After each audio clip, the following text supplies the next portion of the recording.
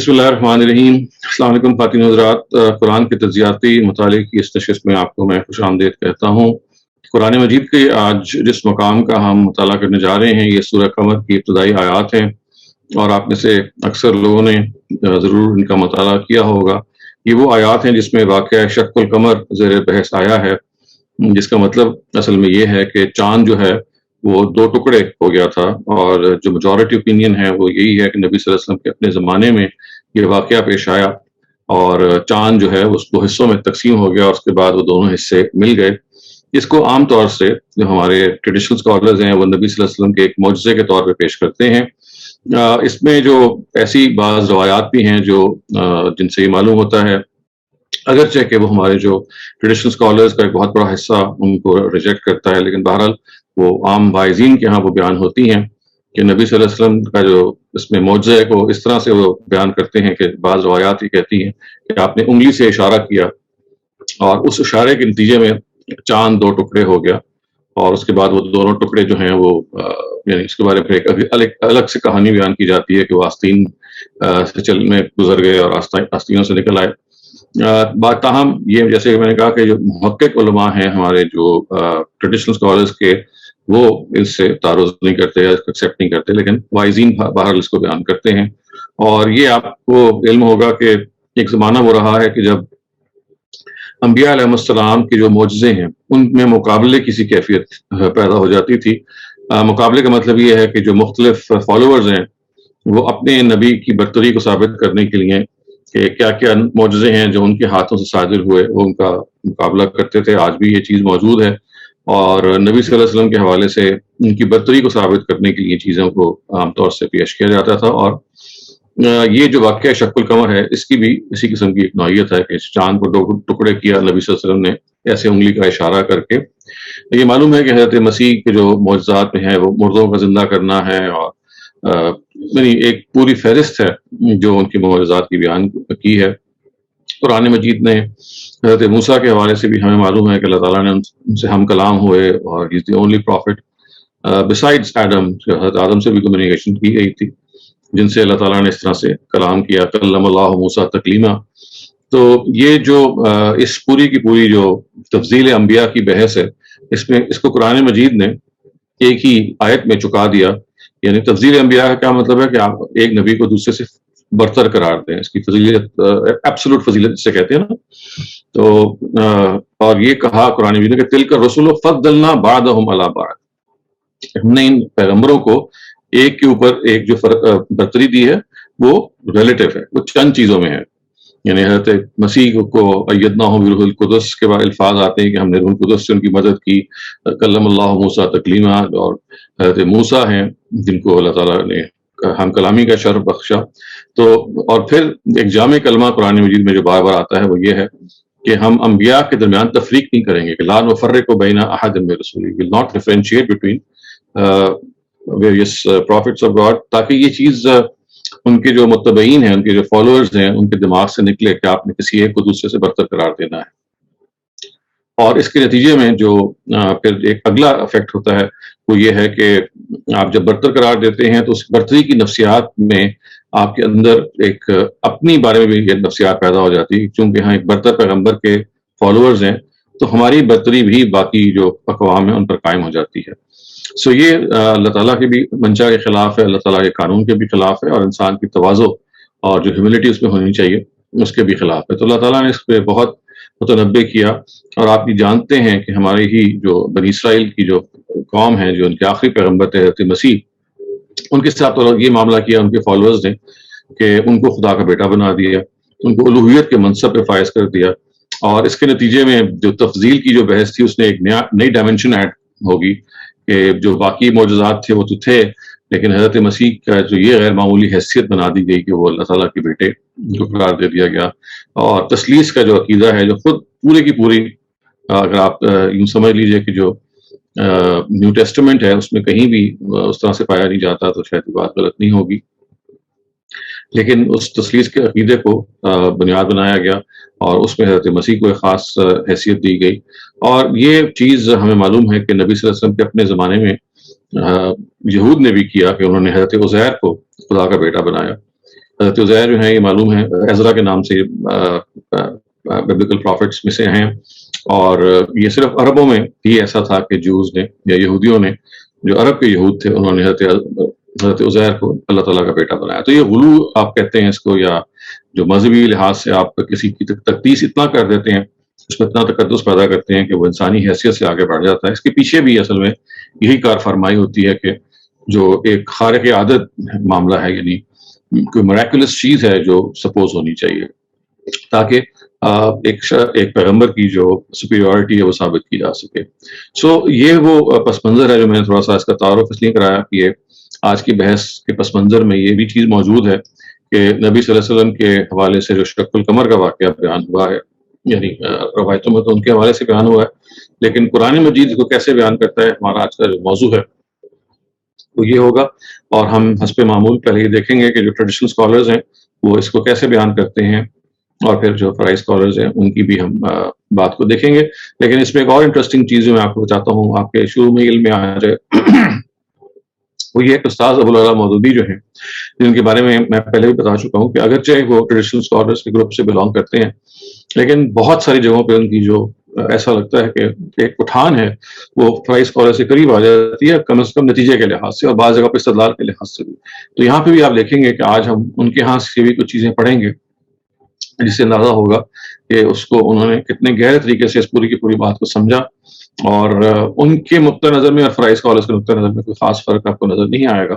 اور اگرچہ کہ وہ اصول میں ایک مختلف جگہ پہ کھڑے ہوئے ہیں، یہ معلوم ہے کہ تفسیر بھی روایات کا جو اصول ہے وہ روایت سے قرآن کو انٹرپریٹ کرنے کی جگہ پہ کھڑا ہوا ہے، جبکہ جو فرعی اسکالرز ہیں وہ براہ راست قرآن کو انٹرپریٹ کرتے ہیں. روایت ان کے ایک ثانوی چیز ہے انٹرپریٹیشن کے اندر، لیکن یہاں آپ مودودی صاحب کو دیکھیں گے کہ وہ قرآن مجید سے براہ راست استشہاد کر رہے ہیں، اور بلکہ روایات پہ تنقید بھی کر رہے ہیں بعض جگہوں پہ.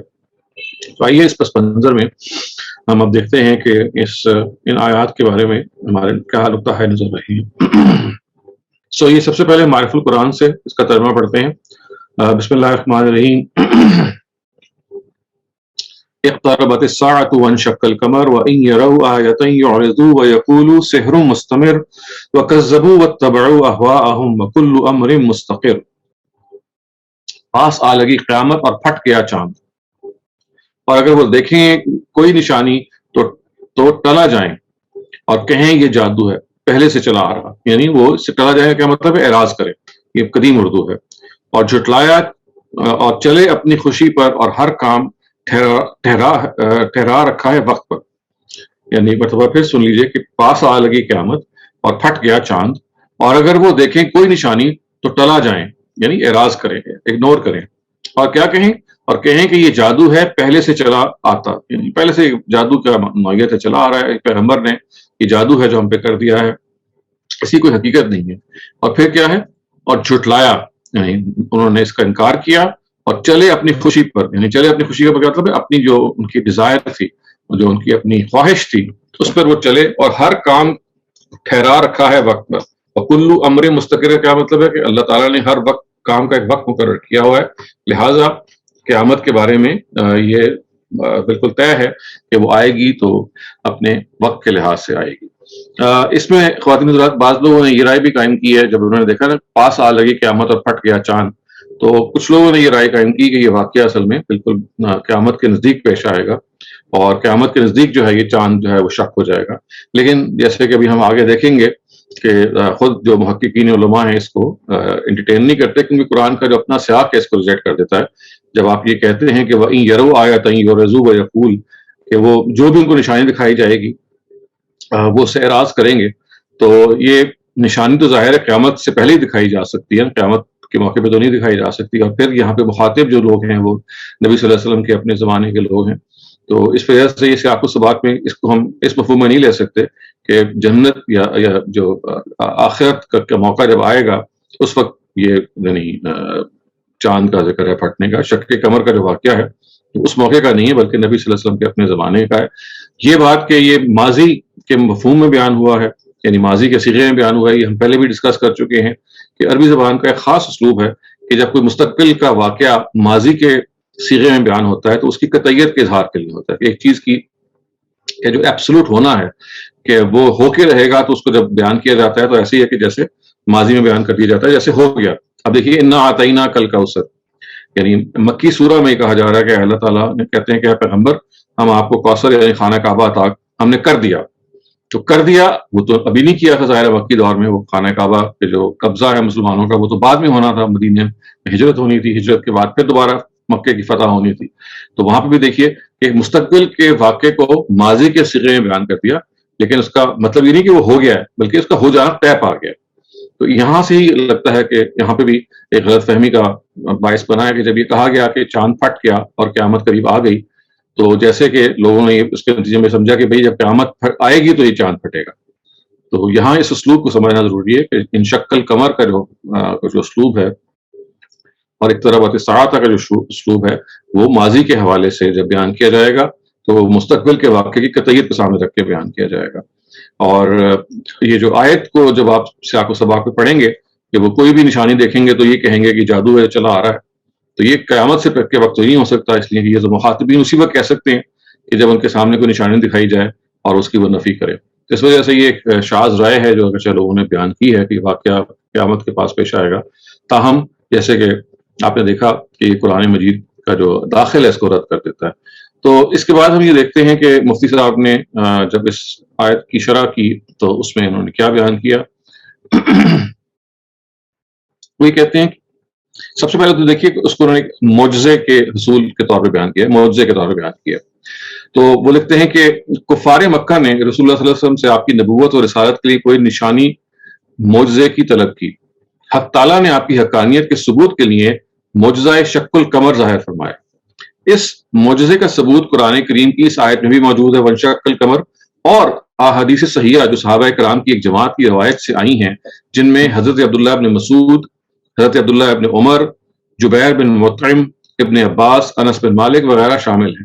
اور حضرت عبداللہ ابن مسعود خود اپنا اس وقت میں موجود ہونا اور معجزے کا مشاہدہ کرنا بھی بیان فرماتے ہیں، یعنی گویا کہ ان صحابہ نے اس کی روایت کی ہے. اور عبداللہ ابن مسعود کہتے ہیں کہ میں نفس نفیس موجود تھا، I was a witness to this incident.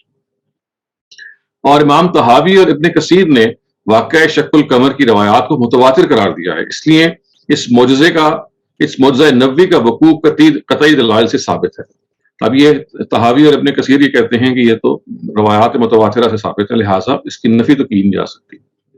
اب وہ اس کی ایک خلاصہ ہے جو بیان کر رہے ہیں کہ واقعہ کا خلاصہ یہ ہے کہ رسول اللہ صلی اللہ علیہ وسلم مکہ مکرمہ کے مقام منی میں تشریف رکھتے تھے. مشرکین مکہ نے آپ سے نبوت کی نشانی طلب کی. یہ واقعہ ایک چاندنی رات کا ہے جو حق تعالیٰ نے ایک کھلا ہوا معجزہ دکھلا دیا کہ چاند کے دو ٹکڑے ہو کر ایک مشرق کی طرف اور دوسرا مغرب کی طرف چلا گیا اور دونوں ٹکڑوں کے درمیان میں پہاڑ حائل نظر آنے لگے. رسول اللہ صلی اللہ علیہ وسلم نے سب حاضرین سے فرمایا دیکھو اور شہادت دو، یعنی گواہی دو. جب سب لوگوں نے صاف طور پر معجزہ دیکھ لیا تو یہ دونوں ٹکڑے آپس میں پھر مل گئے. اس کھلے ہوئے معجزے کا انکار تو کسی آنکھوں والے سے ممکن نہ ہو سکتا تھا، مگر مشرکین کہنے لگے کہ محمد صلی اللہ علیہ وسلم سارے جہان پر جادو نہیں کر سکتے، اطراف ملک سے آنے والے لوگوں کا انتظار کرو. وہ کیا کہتے ہیں، یعنی ظاہر انہوں نے کہا کہ بھئی یہ اگر کوئی جادو کی نوعیت کی چیز ہے تو یہ تو ہمیں ہماری آنکھوں کو نظر آ رہا ہے، جو شہر سے باہر سے لوگ آ رہے ہیں ان سے پوچھتے ہیں کیا ان کو بھی یہ معجزہ نظر آیا. یہ بہقی اور ابو داؤد اور طیالسی کی اور مسند طیالسی کی روایت حضرت عبداللہ بن مسعود سے ہے کہ بعد میں تمام اطراف سے آنے والے مسافروں سے ان لوگوں نے تحقیق کی تو سب نے ایسا ہی چاند کے دو ٹکڑے دیکھنے کا اعتراف کیا. یعنی انہوں نے جب یہ کہا کہ بھئی شاید ہمیں نظر آ رہا ہے اور یہ کوئی دھوکہ ہے نظروں کا، تو ہم دیکھتے ہیں کہ جو باہر سے آنے والے کیا رپورٹ دیتے ہیں. تو انہوں نے کہا کہ وہ باہر سے آنے والوں کی رپورٹ بھی یہی ہے کہ ان کو بھی یہ ایسا ہی نظر آیا. اب وہ دیکھتے ہیں کہ بعض روایات میں ہے کہ معجزہ شق القمر مکہ مکرمہ میں 2 مرتبہ پیش آیا، مگر روایات صحیحہ سے ایک ہی مرتبہ کا ثبوت ملتا ہے. بیان القرآن یعنی اشرف علی تھانوی صاحب کی کتاب ہے، اس کا انہوں نے حوالہ دیا. اس معاملے سے متعلق چند روایات حدیث جو ابن کثیر سے لی گئی ہیں اس کو انہوں نے درج کیا. اب یہ چند روایات ہیں جو ہم اس کو دیکھتے ہیں. پہلی روایت یہ ہے کہ اہل مکہ نے رسول اللہ صلی اللہ علیہ وسلم سے سوال کیا کہ اپنی نبوت کی کوئی نشانی دکھلائیں، تو اللہ تعالیٰ نے چاند کو 2 ٹکڑے کر کے دکھلا دیا، یہاں تک کہ انہوں نے جبل حرا کو دونوں ٹکڑوں کے درمیان دیکھا. یعنی جو غار حرا جہاں پہ واقعہ ہے، جو پہاڑ حرا کا، ایک ٹکڑا اس کے دائیں طرف چلا گیا، ایک ٹکڑا اس کے بائیں طرف چلا گیا. دوسری روایت میں یہ ہے کہ رسول اللہ علیہ وسلم کے زمانہ مبارک میں چاند شق ہوا اور 2 ٹکڑے ہو گئے، جس کو سب نے صاف طور سے دیکھا اور حضرت صلی اللہ علیہ وسلم نے لوگوں سے فرمایا کہ دیکھو اور شہادت دو، دیکھو اور گواہی دو۔ اب وہ کہتے ہیں کہ ابن جریر نے بھی اس اپنی سند سے اس حدیث کو نقل کیا ہے، اس میں یہ مذکور ہے، اس کی تفصیل بیان کی ہے، یعنی اس کا ترجمہ یہ ہے کہ عبداللہ بن مسعود فرماتے ہیں کہ ہم منا میں رسول اللہ علیہ وسلم کے ساتھ تھے، اچانک چاند 2 ٹکڑے ہو گیا اور ایک ٹکڑا پہاڑ کے پیچھے چلا گیا، تو حضرت صلی اللہ علیہ وسلم نے فرمایا کہ گواہی دو، اور ظاہر ہے پھر لوگوں نے گواہی دی ہوگی۔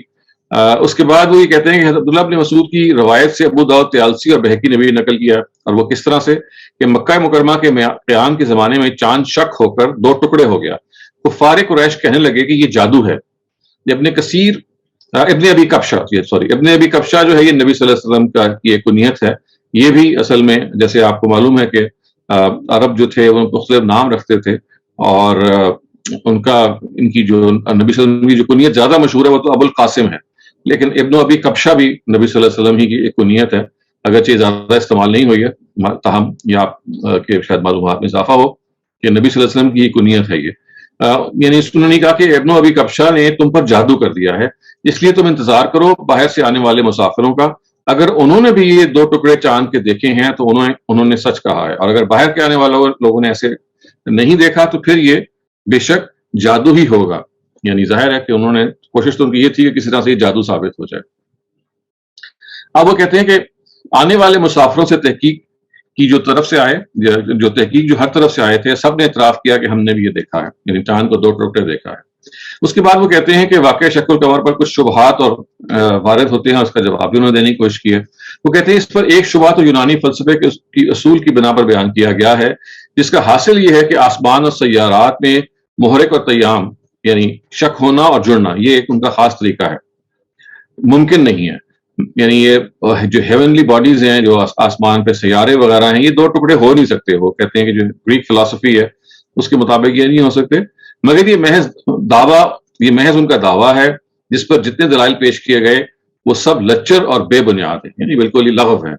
متکلمین اسلام نے بہت واضح کر دیا ہے، اور آج تک کسی عقلی دلیل سے شک قمر کا محال اور ناممکن ہونا ثابت نہیں ہو سکا۔ ہاں، ناواقف عوام ہر مستبد چیز کو ناممکن کہتے ہیں، یعنی جو چیز امپروبل ہے، جو فار فیچڈ ہے، اس کو کہتے ہیں جی امپاسبل ہے۔ مگر یہ ظاہر ہے کہ معجزہ تو نام ہی اس فعل کا ہے جو عام عادت کے خلاف اور عام لوگوں کی قدرت سے خارج، حیرت انگیز اور مستبد ہو، یعنی جو بعید ہو جس کا واقع ہونا، ورنہ معمولی کام جو ہر وقت ہو سکے اسے کون معجزہ کہے گا؟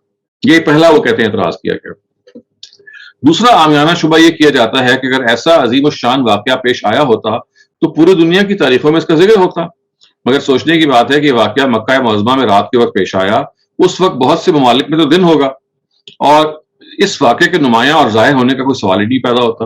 تو یہ obvious سی بات ہے کہ بھئی وہاں دن ہے تو باقی جگہوں پہ رات ہوگی، اور بعض ممالک میں نصف شب اور آخر شب ہوگا، جس وقت دنیا سو جاتی ہے، اور جاگنے والے بھی ہر وقت چاند کو نہیں دیکھ رہے ہوتے۔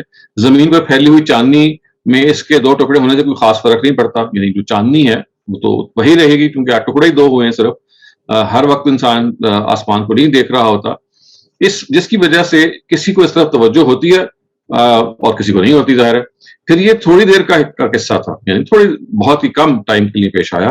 روزمرہ دیکھا جاتا ہے کہ کسی ملک میں چاند گہن رہن ہوتا ہے، اور آج کل تو پہلے سے اس کے اعلانات بھی ہو جاتے ہیں، اس کے باوجود ہزاروں لاکھوں آدمی اس سے بالکل بے خبر رہتے ہیں، ان کو کچھ پتہ نہیں چلتا، یعنی وہ یہ کہتے ہیں کہ ہم اس کو نہیں مانیں گے۔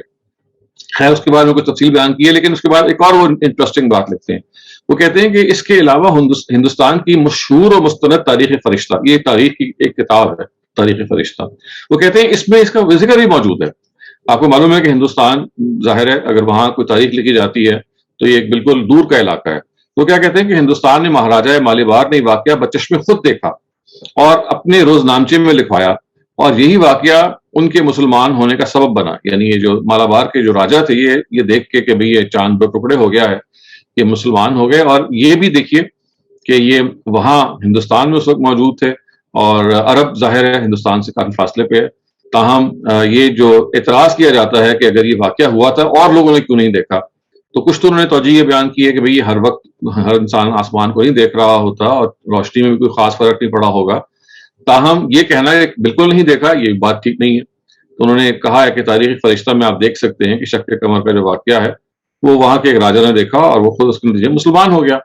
اور اوپر ابو داؤد، طیالسی اور بہقی کی روایات سے یہ بھی ثابت ہو چکا ہے کہ خود مشرکین مکہ نے بھی باہر کے لوگوں سے اس کی تحقیق کی تھی اور مختلف اطراف کے آنے والوں نے یہ واقعہ دیکھنے کی تصدیق کی تھی۔ اب وہ اگلی آیت کو دیکھتے ہیں، وہ کہتے ہیں کہ وَإِن يَرَوْا آیَةً يُعْرِضُوا وَيَقُولُوا سِحْرٌ مُسْتَمِرٌ۔ مستمر کے مشہور معنی جو فارسی اردو میں بھی معروف ہیں وہ دیر تک ہیں اور دائم رہنے کے ہیں، جو ہمیشہ سے ہے، مگر عربی زبان میں یہ لفظ مرہ اور استمرہ کبھی گزر جانے اور ختم ہو جانے کے معنی میں بھی آتا ہے۔ ائمہ تفسیر میں مجاہد اور قتادہ نے اس جگہ یہاں یہی معنی بیان کیے ہیں کہ ایک چیز ہے کہ جو گزر گئی ہے، اور اس پر مطلب آیت کا یہ ہوگا کہ جادو کا اثر ہے جو دیر تک نہیں چلا جاتا بلکہ خود ہی گزر جائے گا، یعنی تھوڑی دیر میں یہ جادو ہے جو آپ کے آنکھوں پہ کر دیا گیا ہے، کچھ دیر کے بعد یہ جادو کا جو اثر ہے یہ زائل ہو جائے گا۔ ان کی بات کہنے کا مقصد یہ ہے۔ اور ایک معنی مستمر کے قوی و شدید کے بھی آتے ہیں، دوسرا جو مطلب یہ ہے کہ ایک چیز جو ہے وہ بہت شدید ہے۔ ابو العالی اور ضحاک نے اس آیت میں مستمر کی یہی تفسیر کی ہے، یعنی یہ جو چیز ہے یہ بہت ہی بڑا جادو ہے، گویا کہ ایک ایسا جادو ہے جو بہت مضبوط ہے۔ تو ایک ترجمہ یہ ہوگا کہ وقتی جادو ہے، دوسرا یہ ہوگا کہ بہت مضبوط جادو ہے، اور جو کامن ترجمہ کیا جاتا ہے وہ یہ ہے کہ چلا آ رہا ہے پہلے سے۔ استمرار کا مطلب ہے کنٹینیوس ہے۔ تو اہل مکہ جب اس مشاہدے کی تکذیب نہ کر سکے تو اس کو جادو یا سخت جادو کہہ کر اپنے دلوں کو تسلی دینے لگے۔ اس کے جواب میں اللہ یہ کہا گیا کہ وَكُلُّ أَمْرٍ مُسْتَقِرٍ۔ استقرار کے لغوی معنی قرار پکڑنے کے ہیں۔ مفہوم آیت کا یہ ہے کہ ہر کام اور ہر چیز اپنی غایت پر پہنچ کر آخرکار صاف ہو جاتی ہے۔ کسی جال سازی سے جو پردہ حقیقت پر ڈالا جاتا ہے وہ انجام کار کھل رہتا ہے، اور حق کا حق اور باطل کا باطل ہونا واضح ہو جاتا ہے۔ گویا کہ یہ کہتے ہیں کہ کلو امر مستقر کا مطلب یہ ہے کہ ایک چیز جو ہے وہ آخرکار بالکل واضح ہو جائے گی اور اس پہ کوئی اعتراض نہیں کر سکے گا۔ تو خواتین حضرات، آپ یہ دیکھ سکتے ہیں کہ مفتی صاحب نے جس طرح سے اس واقعے کو بیان کیا، وہ اس کو نبی صلی اللہ علیہ وسلم کی طرف سے ایک معجزہ، اور وہ معجزہ بھی وہی کہتے ہیں کہ کفار نے اس معجزے کا مطالبہ کیا، اور اس کے جواب میں نبی صلی اللہ علیہ وسلم نے یہ معجزہ دکھایا۔ یہ منا کے مقام پہ وہ تھے جب یہ واقعہ ہوا، اور پھر اگرچہ مفتی صاحب نے روایات کو نہیں کوٹ کیا، لیکن تفسیر میں روایات کے بعض اور جو لوگ ہیں وہ روایت کوٹ کرتے ہیں جس میں کہا گیا کہ وہ انگلی سے کا اشارہ کیا تھا نبی صلی اللہ علیہ وسلم نے، اور اس اشارے سے چاند دو ٹکڑے ہوا تھا۔ گویا کہ جیسے حضرت موسیٰ نے لٹھیاں ماری تھی اور جو سمندر تھا وہ دو حصوں میں تقسیم ہو گیا تھا، گویا کہ ایک جو معجزہ تھا ان کے ہاتھ سے صادر ہوا، تو بالکل ایسے ہی یہ معجزہ ہے جو نبی صلی اللہ علیہ وسلم کے ہاتھ سے صادر ہوا۔ انہوں نے اشارہ کیا اور چاند دو ٹکڑے ہو گیا، اور مشرکین بالکل ہکا بکا رہ گئے، ان کو یقین نہیں آیا، ان کو خیال ہوا کہ یہ شاید ہم میسمرائز ہو گئے ہیں یا پھر آپٹیکل ایلوژن ہے۔ انہوں نے اس کو آپٹیکل ایلوژن قرار دینے کی کوشش کی، اور انہوں نے کہا کہ اگر یہ آپٹیکل ایلوژن نہیں ہے تو یہ اس کا ایک ہی طریقہ ہے اس کو ویریفائی کرنے کا کہ جو لوگ اطراف شہر سے اندر آ رہے ہیں، باہر سے آ رہے ہیں، وہ کیا کہتے ہیں۔ تو جب انہوں نے بھی کہا کہ ہم نے بھی چاند کو اس طرح سے شک ہوتے دیکھا، اب ان کے پاس انکار کی گنجائش نہیں رہی۔ لیکن آپ کو یہ معلوم ہے کہ انکار محض منطق پہ یا استدلال پہ نہیں کیا جاتا، انکار کا وقت کی وجہ حسد بھی ہوتا ہے، انکار کی کا جو وجہ ہے وہ ہٹ دھرمی بھی ہوتی ہے۔ تو یہ صاف معلوم ہوتا ہے کہ اس کے باوجود وہ اپنی اس ہٹ دھرمی پہ اور اس انکار پہ قائم رہے، کیونکہ قرآن مجید نے آگے یہ کہا ہے کہ وَإِن يَرَوْا آیَةً يُعْرِضُوا وَيَقُولُوا، یعنی یہ ان کو کوئی بھی نشانی دکھا دی جائے تو انہوں نے یہی کہنا ہے کہ یہ تو جادو ہے جو چلا آ رہا ہے، اور جادو کو وہ بہرحال اس کی توجہ یہی کریں گے کہ ہمیں بیوقوف بنایا جا رہا ہے، ہماری آنکھوں پہ پردہ ڈالا جا رہا ہے۔ تو یہ مفتی صاحب نے اس واقعے کی کچھ تفصیل بیان کی۔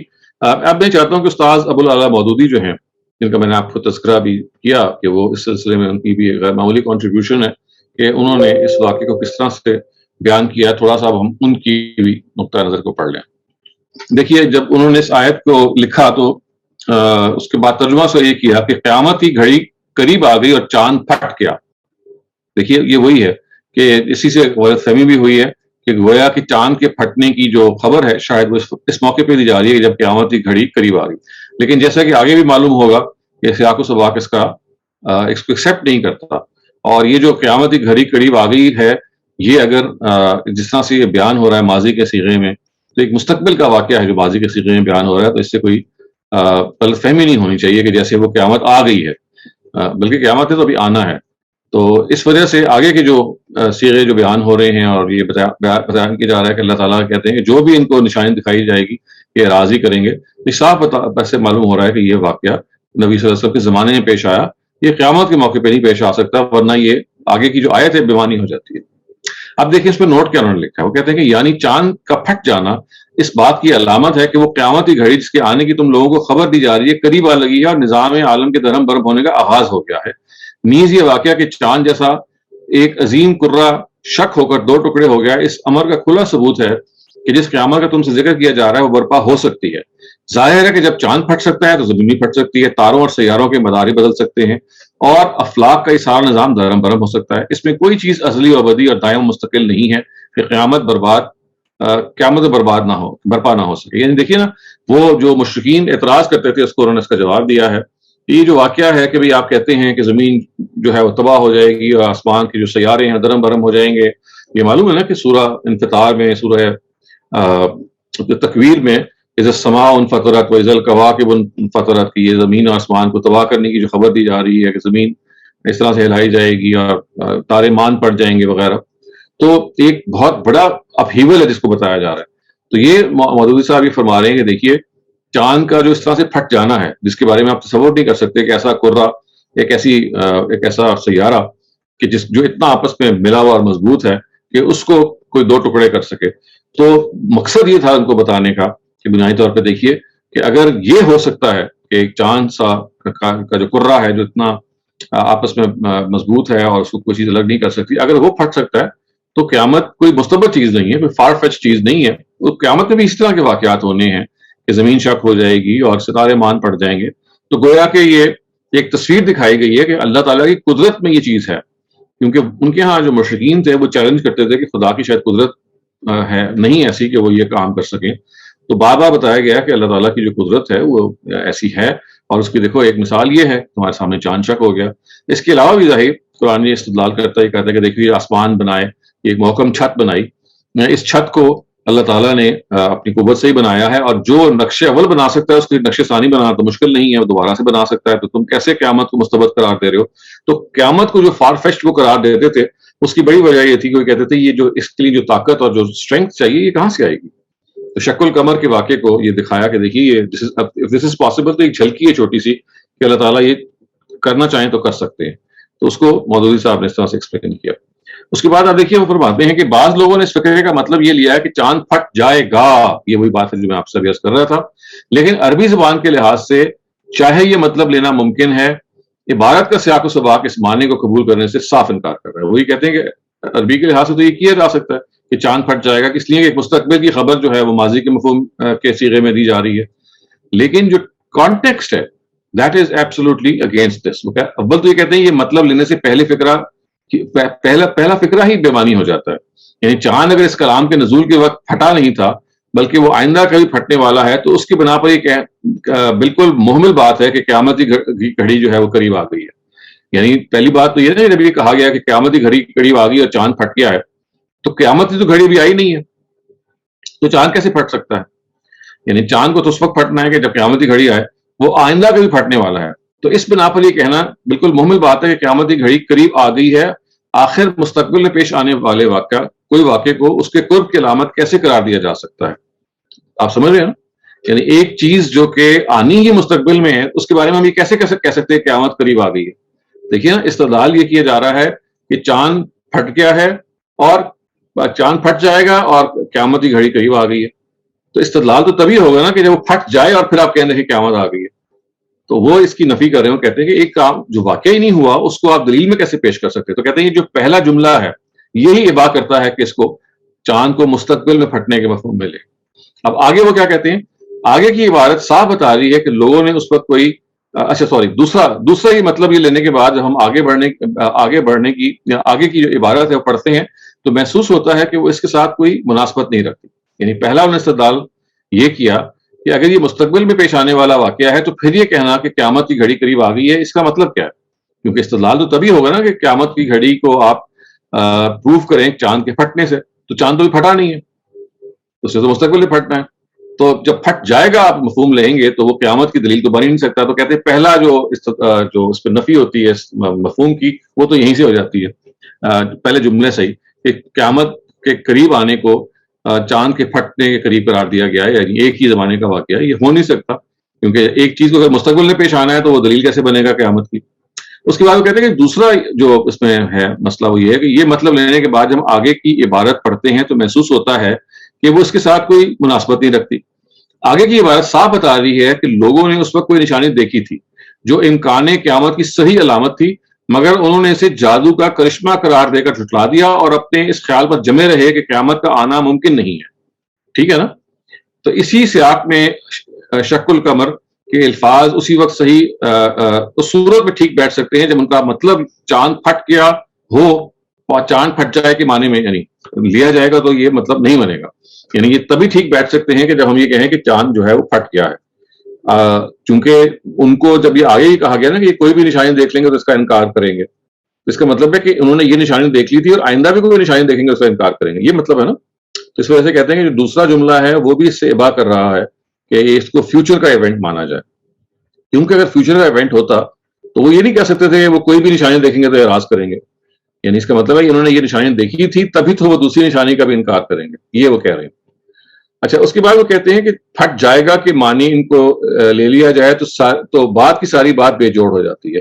سلسلہ کلام میں اس فکرے کو رکھ کر دیکھ لیجئے، آپ خود محسوس ہو جائے گا کہ اس کی وجہ سے ساری عبارت بے معنی ہوگی۔ اب انہوں نے اس کو پلیس بھی کر کے دیکھ لیا آیت کے ترجمے میں، آپ دیکھیں ان کی جو نفی کا طریقہ ہے اس کو انہوں نے یہ بتایا کہ دیکھیے یہ this is how you can see کہ یہ عبارت بے جوڑ ہو جاتی ہے۔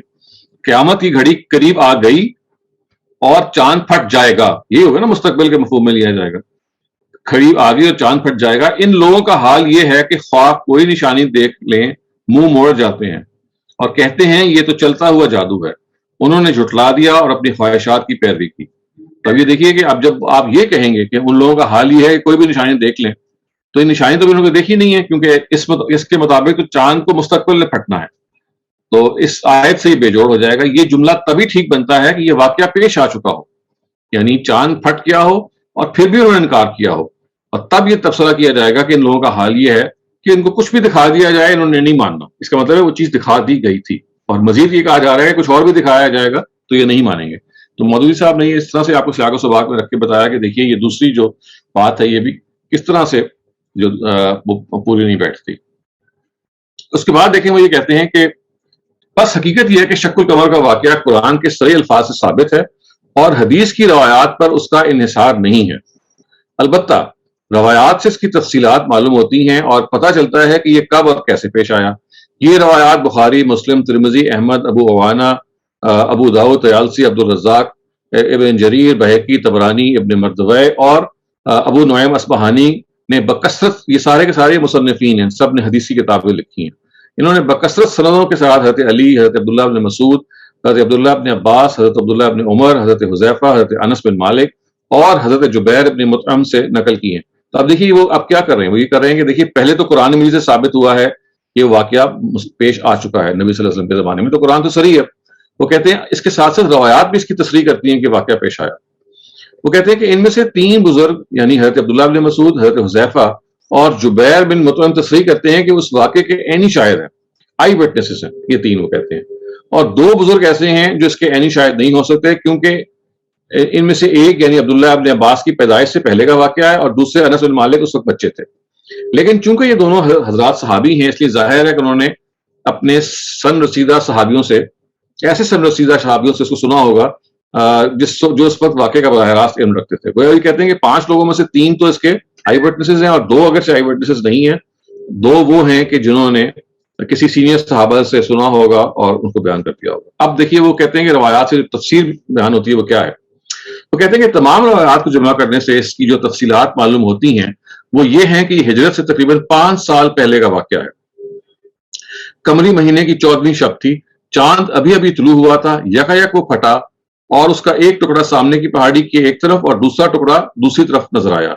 یہ کیفیت بس ایک ہی لہجہ رہی اور پھر دونوں ٹکڑے باہم جڑ گئے، یعنی 1 سیکنڈ کے لیے وہ کہتے ہیں، ایک لہجہ کا مطلب 1 سیکنڈ، اتنا شارٹ سپین تھا۔ نبی صلی اللہ علیہ وسلم اس وقت منا میں تشریف فرما تھے، آپ نے لوگوں سے فرمایا دیکھو اور گواہ رہو۔ کفار نے کہا محمد صلی اللہ علیہ وسلم نے ہم پر جادو کر دیا اس لیے ہماری آنکھوں نے دھوکہ کھایا۔ دوسرے لوگ بولے کہ محمد ہم پر جادو کر سکتے ہیں، تمام لوگوں پر تو نہیں کر سکتے، اور باہر کے آنے والے لوگوں کو آنے دو، ہم ان سے پوچھیں گے۔ تو یہ بھی بات انہوں نے دہرا دیا کہ باہر کے آنے والوں نے بھی اس کی تصدیق کی ہے۔ پھر وہ کہتے ہیں کہ بعض روایات جو حضرت انس سے مبنی ہیں ان کی بنا پر یہ غلط فہمی پیدا ہوتی ہے کہ شق قمر کا واقعہ ایک نہیں بلکہ 2 مرتبہ پیش آیا، تو اس 2 مرتبہ کے واقعے کی انہوں نے نفی کیا۔ وہ یہ کہتے ہیں کہ لیکن اول تو صحابہ میں سے کسی اور نے یہ بات بیان نہیں کی، دوسرے خود حضرت انس کی بھی بعض روایات میں مرتین کے الفاظ ہیں، اور بعض ہیں فرقتین اور شکتین، یعنی دو ٹکڑوں کے الفاظ ہیں. گویا کہ اس میں یہ مطلب نہیں کیا گیا کہ دو مرتبہ پیش آیا، بلکہ یہ ہے کہ دو حصے ہو گئے چاند کے. تو وہ کہتے ہیں یہ راوی کی طرف سے غلطی ہوئی ہے، دو مرتبہ نہیں کہا گیا بلکہ کہا گیا دو ٹکڑے ہوئے، تو لفظ چینج ہو گیا. تیسرے یہ کہ قرآن مجید صرف ایک ہی انشقاق کا ذکر کرتا ہے، یعنی ایک ہی دفعہ پھٹنے کا ذکر کرتا ہے. اس بنا پر صحیح بات یہ ہے کہ یہ واقعہ صرف ایک مرتبہ پیش آیا. رہے وہ قصے جو عوام میں مشہور ہے کہ رسول اللہ علیہ وسلم نے انگلی سے چاند کی طرف اشارہ کیا اور دو ٹکڑے ہو گیا، اور یہ کہ چاند کا ایک ٹکڑا حضور کے گریبان میں داخل ہو کر آپ کی آستین سے نکل آیا، تو یہ بالکل ہی بے اصل ہے. اب وہ دیکھیں ان روایزین کے قصوں کی نفی کر رہے ہیں کہ وہ جو چاند کا ایک ٹکڑا تھا وہ آپ کے سینے یعنی آپ کے گریبان ہے اس میں داخل ہو گیا اور آپ کی آستین سے نکل آیا. تو یہ اس کو طبیعت نے جو غلو پسند طبیعتیں ہیں تاکہ نبی صلی اللہ علیہ وسلم کو یہ اور بڑا معجزہ ثابت ہو، انہوں نے اس کو یہ شکل دے دی کہ وہ چاند کا ٹکڑا چھوٹا ہو کے آپ کے گریبان میں آیا اور پھر آپ کے آستین سے نکل گیا. اب وہ یہ کہتے ہیں کہ یہاں ہی سوال پیدا ہوتا ہے کہ اس واقعے کی حقیقی نوعیت کیا ہے. کیا یہ ایک معجزہ تھا جو کفار مکہ کے مطالبے پر پیش آیا؟ پہلی بات تو یہ کرتے ہیں کہ یہ واز اٹ اے میریکل، کیونکہ جس طرح کہ انہوں نے جو مطالبہ کرتے ہیں اس کے جواب میں پیش آیا. اس کے بعد یہ کہتے ہیں یا یہ ایک حادثہ تھا جو اللہ کی قدرت سے چاند میں پیش آیا. یعنی ایک تو یہ نا کہ نبی صلی اللہ علیہ وسلم نے اس کا انیشیٹو لیا، اور دوسرا یہ ہے کہ نہیں، اللہ کی طرف سے اس کا انیشیٹو تھا، اور رسول اللہ صلی اللہ علیہ وسلم نے لوگوں کو اس کی طرف توجہ صرف اس غرض کے لیے دلائی کہ یہ امکان قیامت اور قرب قیامت کی ایک نشانی ہے. علماء اسلام کا ایک بڑا گروہ اس حضور کے معجزات میں شمار کرتا ہے، اور ان کا خیال یہ ہے کہ کفار کے مطالبے پر یہ معجزہ دکھایا گیا. دیکھیے یہ وہی بات ہے جو مفتی شفیع نے بیان کی کہ کفار نے مطالبہ کیا اور نبی صلی اللہ علیہ وسلم نے اس کے جواب میں یہ معجزہ دکھایا. کہتے ہیں لیکن اس رائے کا مدار صرف بعض ان روایات پر ہے جو حضرت انس سے مروی ہیں، ان کے سوا کوئی صحابی نے بھی یہ بات بیان نہیں کی. فتح الباری میں ابن حجر کہتے ہیں کہ یہ قصے جتنے طریقوں سے منقول ہوا ہے یہ قصہ، ان میں سے کسی میں بھی حضرت انس کی حدیث کے سوا یہ مضمون میری نگاہ سے نہیں گزرا کہ شق القمر کا واقعہ مشرکین کے مطالبے پر پیش آیا. ایسا نہیں ہے. یعنی یہ اس کے علاوہ وہ کہتے ہیں کہ یہ واقعہ بالکل ایسا نہیں کہ ان سے پیش آیا. قرآن مجید یہ کہتا ہے یہ واقعہ جو ہے وہ نبی صلی اللہ علیہ وسلم کی رسالت محمد کی دلیل نہیں ہے، بلکہ قرب قیامت کی نشانی کے طور پہ دکھایا جا رہا ہے.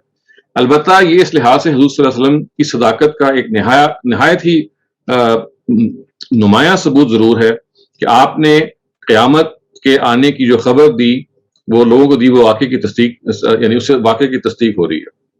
دیکھیں مودودی صاحب یہ بتا رہے ہیں یہاں پہ کہ یہ بات کہ کفار نے کسی معجزے کو طلب کیا کہ ہمیں معجزہ دکھائیں، اس کے جواب میں نبی صلی اللہ علیہ وسلم نے کہا دیکھو یہ معجزہ نمودار ہو گیا. یہ ہے پریزنٹیشن جو جنرلی مفتی شفیع صاحب نے بھی کیا اور ٹریڈیشنل اسکالرز نے بھی کیا کہ یہ نبی صلی اللہ علیہ وسلم کی رسالت کی دلیل ہے. مودودی صاحب یہ کہتے ہیں ایسا تو ہوا نہیں ہے. یہ کوئی معجزہ اگر ہوتا تو اس کا انیشیٹو نبی صلی اللہ علیہ وسلم کی طرف سے ہوتا، یعنی وہ کچھ کرتے تو یہ ایسا ہوتا. قرآن تو اس کے برعکس ہی کہتا ہے یہ اللہ کی طرف سے صادر ہوا ہے.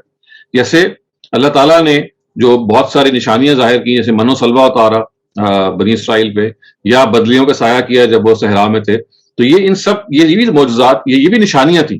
لیکن یہ نشانیاں کون سی تھیں؟ جو اللہ کی طرف سے ظاہر ہوئی ہیں. تو یہ اس کے جواب میں مودودی صاحب کہتے ہیں کہ یہ ایسا معجزہ، اس کو کہنا کہ نبی صلی اللہ علیہ وسلم سے تقاضا کیا گیا اور آپ نے معجزہ دکھایا، یہ تعبیر ٹھیک نہیں ہے. اصل میں کیا ہوا ہے کہ اللہ تعالیٰ نے خود انیشیٹو لے کے قیامت کے بودھ کو دور کیا. یہ رسالت کی دلیل نہیں ہے بلکہ قیامت کی دلیل ہے. قیامت پہ وہ یہ اعتراض کرتے تھے کہ یہ قیامت کیسے آ سکتی ہے، یہ سارے جو پہاڑ ہیں یہ کتنے محکم ہیں، زمین کتنی گٹھی ہوئی ہے، یہ کیسے دو ٹکڑے ہو سکتی ہے. تو اس کی دلیل کے طور پہ اللہ تعالیٰ نے یہ کام کیا، اور نبی صلی اللہ علیہ وسلم نے اس کو صرف اس کی طرف اشارہ کیا کہ دیکھو تم یہ کہتے ہو کہ قیامت ایک دور کی چیز ہے، ایک مستبد چیز ہے، دیکھو یہ ایک فزیکل فینومینا ایسا ہے کہ جو بتا رہا ہے کہ خدا کی قدرت کتنی اس میں سخت ہے اور کتنی زیادہ پرومیننٹ ہے. تو یہ اپروچ دیکھیے جہاں کا فرق واقع ہو جاتا ہے کہ مفتی صاحب اس کو ایک معجزے کے طور پہ پیش کرتے ہیں، بلکہ محققین علماء جو ہمارے اسکالرز ہیں اس کی زیادہ بڑی تعداد جو تفسیر و روایہ کے اسکالرز ہیں اس کو ایک معجزے کے طور پہ پیش کرتی ہے کہ نبی صلی اللہ علیہ وسلم کی رسالت کا معجزہ ہے. لیکن فرائی اسکالرز بھی، جیسے کہ ابھی میں آگے آپ کو بتاتا ہوں، اور مودودی صاحب نے اس کو بتایا ہے بہت عمدہ طریقے سے کہ یہ معجزہ نہیں ہے بلکہ اللہ کی طرف سے ایک نشانی ہے. اور اس لیے دیکھیں جو ورڈ استعمال ہوئے وہ آیت ہے. آیت کا لفظ تو معجزے کے لیے بھی آ جاتا ہے، لیکن یہاں آیت کا مطلب ہے اللہ کی نشانی. تو یہ اللہ کی نشانی ہے اور یہ نبی صلی اللہ علیہ وسلم کی رسالت کی دلیل نہیں ہے بلکہ یہ قیامت کی دلیل ہے. اور دوسری بات جو مودودی صاحب نے بہت خوبی سے سمجھائی وہ یہ ہے کہ اگر آپ اس کو اس مفہوم میں لیں کہ قیامت کی گھڑی قریب آ گئی ہے اور چاند پھٹ جائے گا، یعنی چاند نبی صلی اللہ علیہ وسلم کے زمانے میں نہیں پھٹا بلکہ قیامت کے قریب پھٹے گا، تو اس کو انہوں نے بتایا کہ دیکھیے تو یہ ساق و سباق میں یہ بات فٹ نہیں بیٹھ سکتی. اگر آپ یہ کہیں کہ چاند جب قیامت کے قریب پھٹے گا تو یہ پہلے دلیل کیسے بن جائے گی؟ یہ تو دلیل اس وقت بنے گی جب وہ پھٹے گا. تو اس وجہ سے پہلی بات تو اس سے نفی ہو جاتی ہے کہ جو پہلی آیت اس کی نفی کر دیتی ہے. کہتے ہیں دوسری آیت بھی مزید نفی کر دیتی ہے، کیونکہ دوسری آیت یہ کہتی ہے کہ بھئی ان کو کوئی بھی نشانی دکھا دو انہوں نے اعراض ہی کرنا. اس کا تو مطلب ہے نا پھر ان کو یہ نشانی دکھائی گئی تھی، اس کے ساتھ انہوں نے اعراض کا رویہ اختیار کیا، اور کسی اور نشانی کو دکھایا جائے گا تو اس کے ساتھ بھی وہی رویہ اختیار کریں گے. اور اس کو انہوں نے آپ کے سامنے ترجمے میں رکھ کے بھی دے دیا کہ بے جوڑ ہو جاتی ہے عبارت، اس کی کوئی سینس نہیں بنتی ان دونوں وجوہات کی وجہ سے. تو یہ ان کی ایک غیر معمولی اس لحاظ سے کنٹریبیوشن ہے. تو میں اب یہ چاہتا ہوں کہ جو فرائی اسکالرز نے اس کو مختصراً جس طرح سے بیان کیا ہے آپ اس کو بھی دیکھ لیں. وہ اس کے بہت قریب ہے جو مودودی صاحب بیان کرتے ہیں، لیکن اس میں کچھ نوانسز بھی ہیں، کچھ چیزیں ایسی ہیں کہ جو منفرد ہیں جن کو آپ یہ دیکھ سکتے ہیں. دیکھیے یہ میں یہاں سے پڑھ رہا ہوں، اس کا جو آخری پیراگراف ہے، وانشق القمر، وہ کہتے ہیں یہ علامت بیان ہوئی ہے عذاب کی گھڑی کے قریب آنے کی. اللہ تعالیٰ کی ایک سنت کا حوالہ ہم اس کتاب میں جگہ جگہ دے چکے ہیں. یوں تو اس زمین و آسمان کے چپے چپے پر اس کی قدرت و حکمت کی نشانیاں موجود ہیں، اور آئے دن نئی نئی نشانیاں بھی ظاہر ہوتی ہیں. لیکن رسولوں کی بعثت کے زمانے میں اللہ تعالیٰ خاص طور پر ایسی نشانیاں ظاہر فرماتا ہے جس سے رسول کے انذار، اس کے دعوی رسالت کی تصدیق ہو جاتی ہے. قرآن میں اس سنت الہی کا ذکر جگہ جگہ ہوا ہے. ہم بطور ایک آیت، بطور مثال کے پیش کرتے ہیں، وہ آیت جو ہے وہ آگے کوٹ کرتے ہیں، لیکن وہ یہ کہتے ہیں کہ یہ جو کچھ بات بیان ہوئی ہے یہ نبی صلی اللہ علیہ وسلم کی رسالت کی بھی دلیل ہے. اصلاً تو یہ قیامت کی دلیل ہے، لیکن اگر قیامت کی دلیل بھی ہے تو نتیجتاً یہ رسالت کی بھی دلیل ہے، کیونکہ نبی صلی اللہ علیہ وسلم تو قیامت ہی کی تو بات کرنے آئے ہیں. تو اگر قیامت کے بارے میں ایک بات سچی ثابت ہوتی ہے تو اس سے آپ دعوی رسالت بھی سچا ثابت ہوتا ہے. تو اس کو انڈائریکٹلی اس طرح سے بھی ریلیٹ کرتے ہیں. آیت وہ یہ کہتے ہیں کہ سنوریہم آیاتنا فی الآفاق وفی انفسہم، ہم عنقریب ان کو دکھائیں گے اپنی نشانیاں اس کائنات میں اور خود ان کے اپنے نفس میں بھی. یعنی یہ بتایا جا رہا ہے کہ جو انبیاء علیہ السلام کی جو زندگی ہوتی ہے، رسولوں کی زندگی ہوتی ہے، چونکہ اس میں اتمام حجت ہونا ہوتا ہے تو اللہ تعالیٰ اس میں پھر غیر معمولی نشانیاں نمودار کرتے ہیں تاکہ لوگوں کی آنکھیں کھلیں. تو یہ کہتے ہیں اس قسم کی ایک نشانی ہے. اس کے بعد وہ یہ کہتے ہیں، اس کی کچھ تفصیل وہ بیان کرتے ہیں. وہ کہتے ہیں اسی طرح کی ایک نشانی رسول اللہ صلی اللہ علیہ وسلم کے انذار کی تائید کے لیے چاند کے پھٹنے کی صورت میں ظاہر ہوئی، تاکہ منکرین عذاب و قیامت پر یہ بات اچھی طرح واضح ہو جائے کہ قرآن ان کو جو ڈرا رہا ہے کہ زمین اس دن ہلا دی جائے گی، پہاڑ پاش پاش ہو کر فضا میں اڑنے لگیں گے، سمندر ابل پڑیں گے، سورج تاریک ہو جائے گا. یہ باتیں ان کو مروب کرنے کے لیے نہیں ہیں، یعنی ان پر صرف روب ڈالنے کے لیے نہیں ہے، بلکہ یہ حقائق ہیں جو ایک دن پیش آ کے رہیں گے، اور یہ بعید از امکان نہیں ہے، یعنی یہ امپاسبل نہیں ہے. ان کے شواہد کسی نہ کسی شکل میں اس دنیا میں بھی سامنے آتے ہیں، جیسے کہ چاند کے پھٹنے کا واقعہ ہے جنہوں نے اشارہ کیا. وہ کہتے ہیں اسی طرح کی نشانیوں کے لیے ضروری نہیں ہے کہ رسول اللہ صلی اللہ علیہ وسلم نے ان کو اپنے معجزے کے طور پہ پیش کیا ہو، بلکہ ان کا ظہور کسی اعلان و تحدی کے بغیر بھی ہو سکتا ہے، یعنی وداؤٹ اینی ڈکلریشن. اور یہ بھی ضروری نہیں ہے کہ کفار نے بین ہی اسی نشانی کا مطالبہ کیا ہو جو ظاہر ہوئی ہے، بلکہ ان کی طرف سے کسی مطالبے کے بغیر محض اس کے لیے بھی ہو سکتی ہے اس کا، یعنی اس کا جو ظہور ہے کہ نبی صلی اللہ علیہ وسلم کے بارے میں جو ان کی جو شہادت ہے یا ان کی جو سچائی ہے وہ خود بخود ان کے سامنے آ جائے. یعنی کہہ وہ یہ رہے ہیں کہ ضروری نہیں ہے کہ ڈیمانڈ پر ہی پیش کی گئی ہو. خداوند تعالیٰ چونکہ یہ نشانیاں نمودار کرتے رہتے ہیں، لہٰذا ہی اللہ ہی کی طرف سے اس کا انیشیٹو ہوا ہے. اچھا، اس کے بعد میں یہ واقعہ جو کچھ انہوں نے بیان کیا اس کو بھی آپ دیکھ لیں کہ رہا یہ سوال کہ اس طرح کوئی واقعہ نبی صلی اللہ علیہ وسلم کے عہد میں پیش آیا بھی ہے، تو اس کا جواب میرے نزدیک یہ ہے کہ قرآن کے الفاظ سے یہ بات نکلتی ہے، قرآن سے یہ فاظ نکلتی ہے کہ یہ پیش آیا، اور حدیثوں سے بھی اس کی تائید ہوتی ہے. صورت واقعہ کے بارے میں اگرچہ حدیثیں مختلف ہیں، یعنی وہ اس کے بعد جو اس کی تفصیل کریں گے جو میں ابھی یہاں نہیں پڑھ رہا، وہ صرف آپ کو یہ بتائیں گے کہ دیکھیے اگر اس میں اس کے واقعے کے بارے میں کوئی بھی آدمی یہ کہتا ہے کہ ہم نے اس کو نوٹس نہیں لیا اس کا، تو اول تو جیسے کہ مودودی صاحب نے بتایا کہ اور مفتی شفیع صاحب نے بھی کہ ایک لہجے کا یہ واقعہ تھا، اور ہر آدمی اس وقت چاند پہ متوجہ نہیں ہوتا. لیکن اسلائی صاحب بھی کہہ رہے ہیں کہ دیکھیے اگر آپ کو کہیں سے بھی اس کی تصدیق نہ ملے تو قرآن ہی تصدیق کے لیے کافی ہے، کیونکہ قرآن ایک تاریخ کی سچی کتاب بھی ہے. اگر وہ ایک واقعہ بیان کر رہا ہے یا کسی طور سے، تو یہ خود ایک سچا واقعہ ہوگا. اور وہ کہتے ہیں کہ دنیا کو اس کا انتظار کرنا چاہیے کہ جب اس کے سائنٹیفک ایویڈنس بھی مل جائیں گے، کہ جب آپ کو یہ معلوم ہو جائے گا کہ جیسے اب تو سائنس بالکل عاجز ہے وہ یہ نہیں کہہ سکتی یا نہ یہ دعویٰ کر سکتی ہے کہ جو ہیونلی باڈی اتنی جڑی ہوئی ہے اس کے اندر یہ پیدا ہو جائے کہ وہ شک ہو جائے. بالکل سمندر کے بارے میں تو چلیں وہ ہمارا اپنا مشاہدہ ہے کہ ہم زور سے کوئی پھونک بھی مارے تو پانی اس طرح سے ہو جاتا ہے 2 ٹکڑے یا سائڈ پہ ہو جاتا ہے, لیکن ایک ٹھوس چیز کے بارے میں یہ کیسے ہو سکتا ہے؟ تو وہ کہتے ہیں کہ سائنس ایک ایسی جگہ پہ کھڑی ہے کہ جہاں پہ اس جگہ تک نہیں پہنچی کہ وہ ٹھوس چیزوں کے ٹکڑے ہونے اور دوبارہ مل جانے, اور وہ بھی ٹھوس چیز ایسا نہیں کہ پتھر ہے بلکہ اتنا بڑا ایک سیارہ ہے اور وہ بھی پھر واپس جڑ گیا ہے جگہ پہ آ کے. تو اگر چاہیے نئی سائنس جہاں تک پہنچی تو وہ عنقریب پہنچ جائے گی. تو ان کا اذعان یہ ہے کہ یہ سائنس کی نارسائی ہے, اور اس سائنس کی نارسائی کے نتیجے میں آپ یہ نہیں کہہ سکتے کہ یہ واقعہ نہیں ہوا ہے, اور وہ کہتے ہیں انتظار کریں اس ٹائم کا کہ جب کسی وقت سائنس بھی اس کی تصدیق کر دیں گے.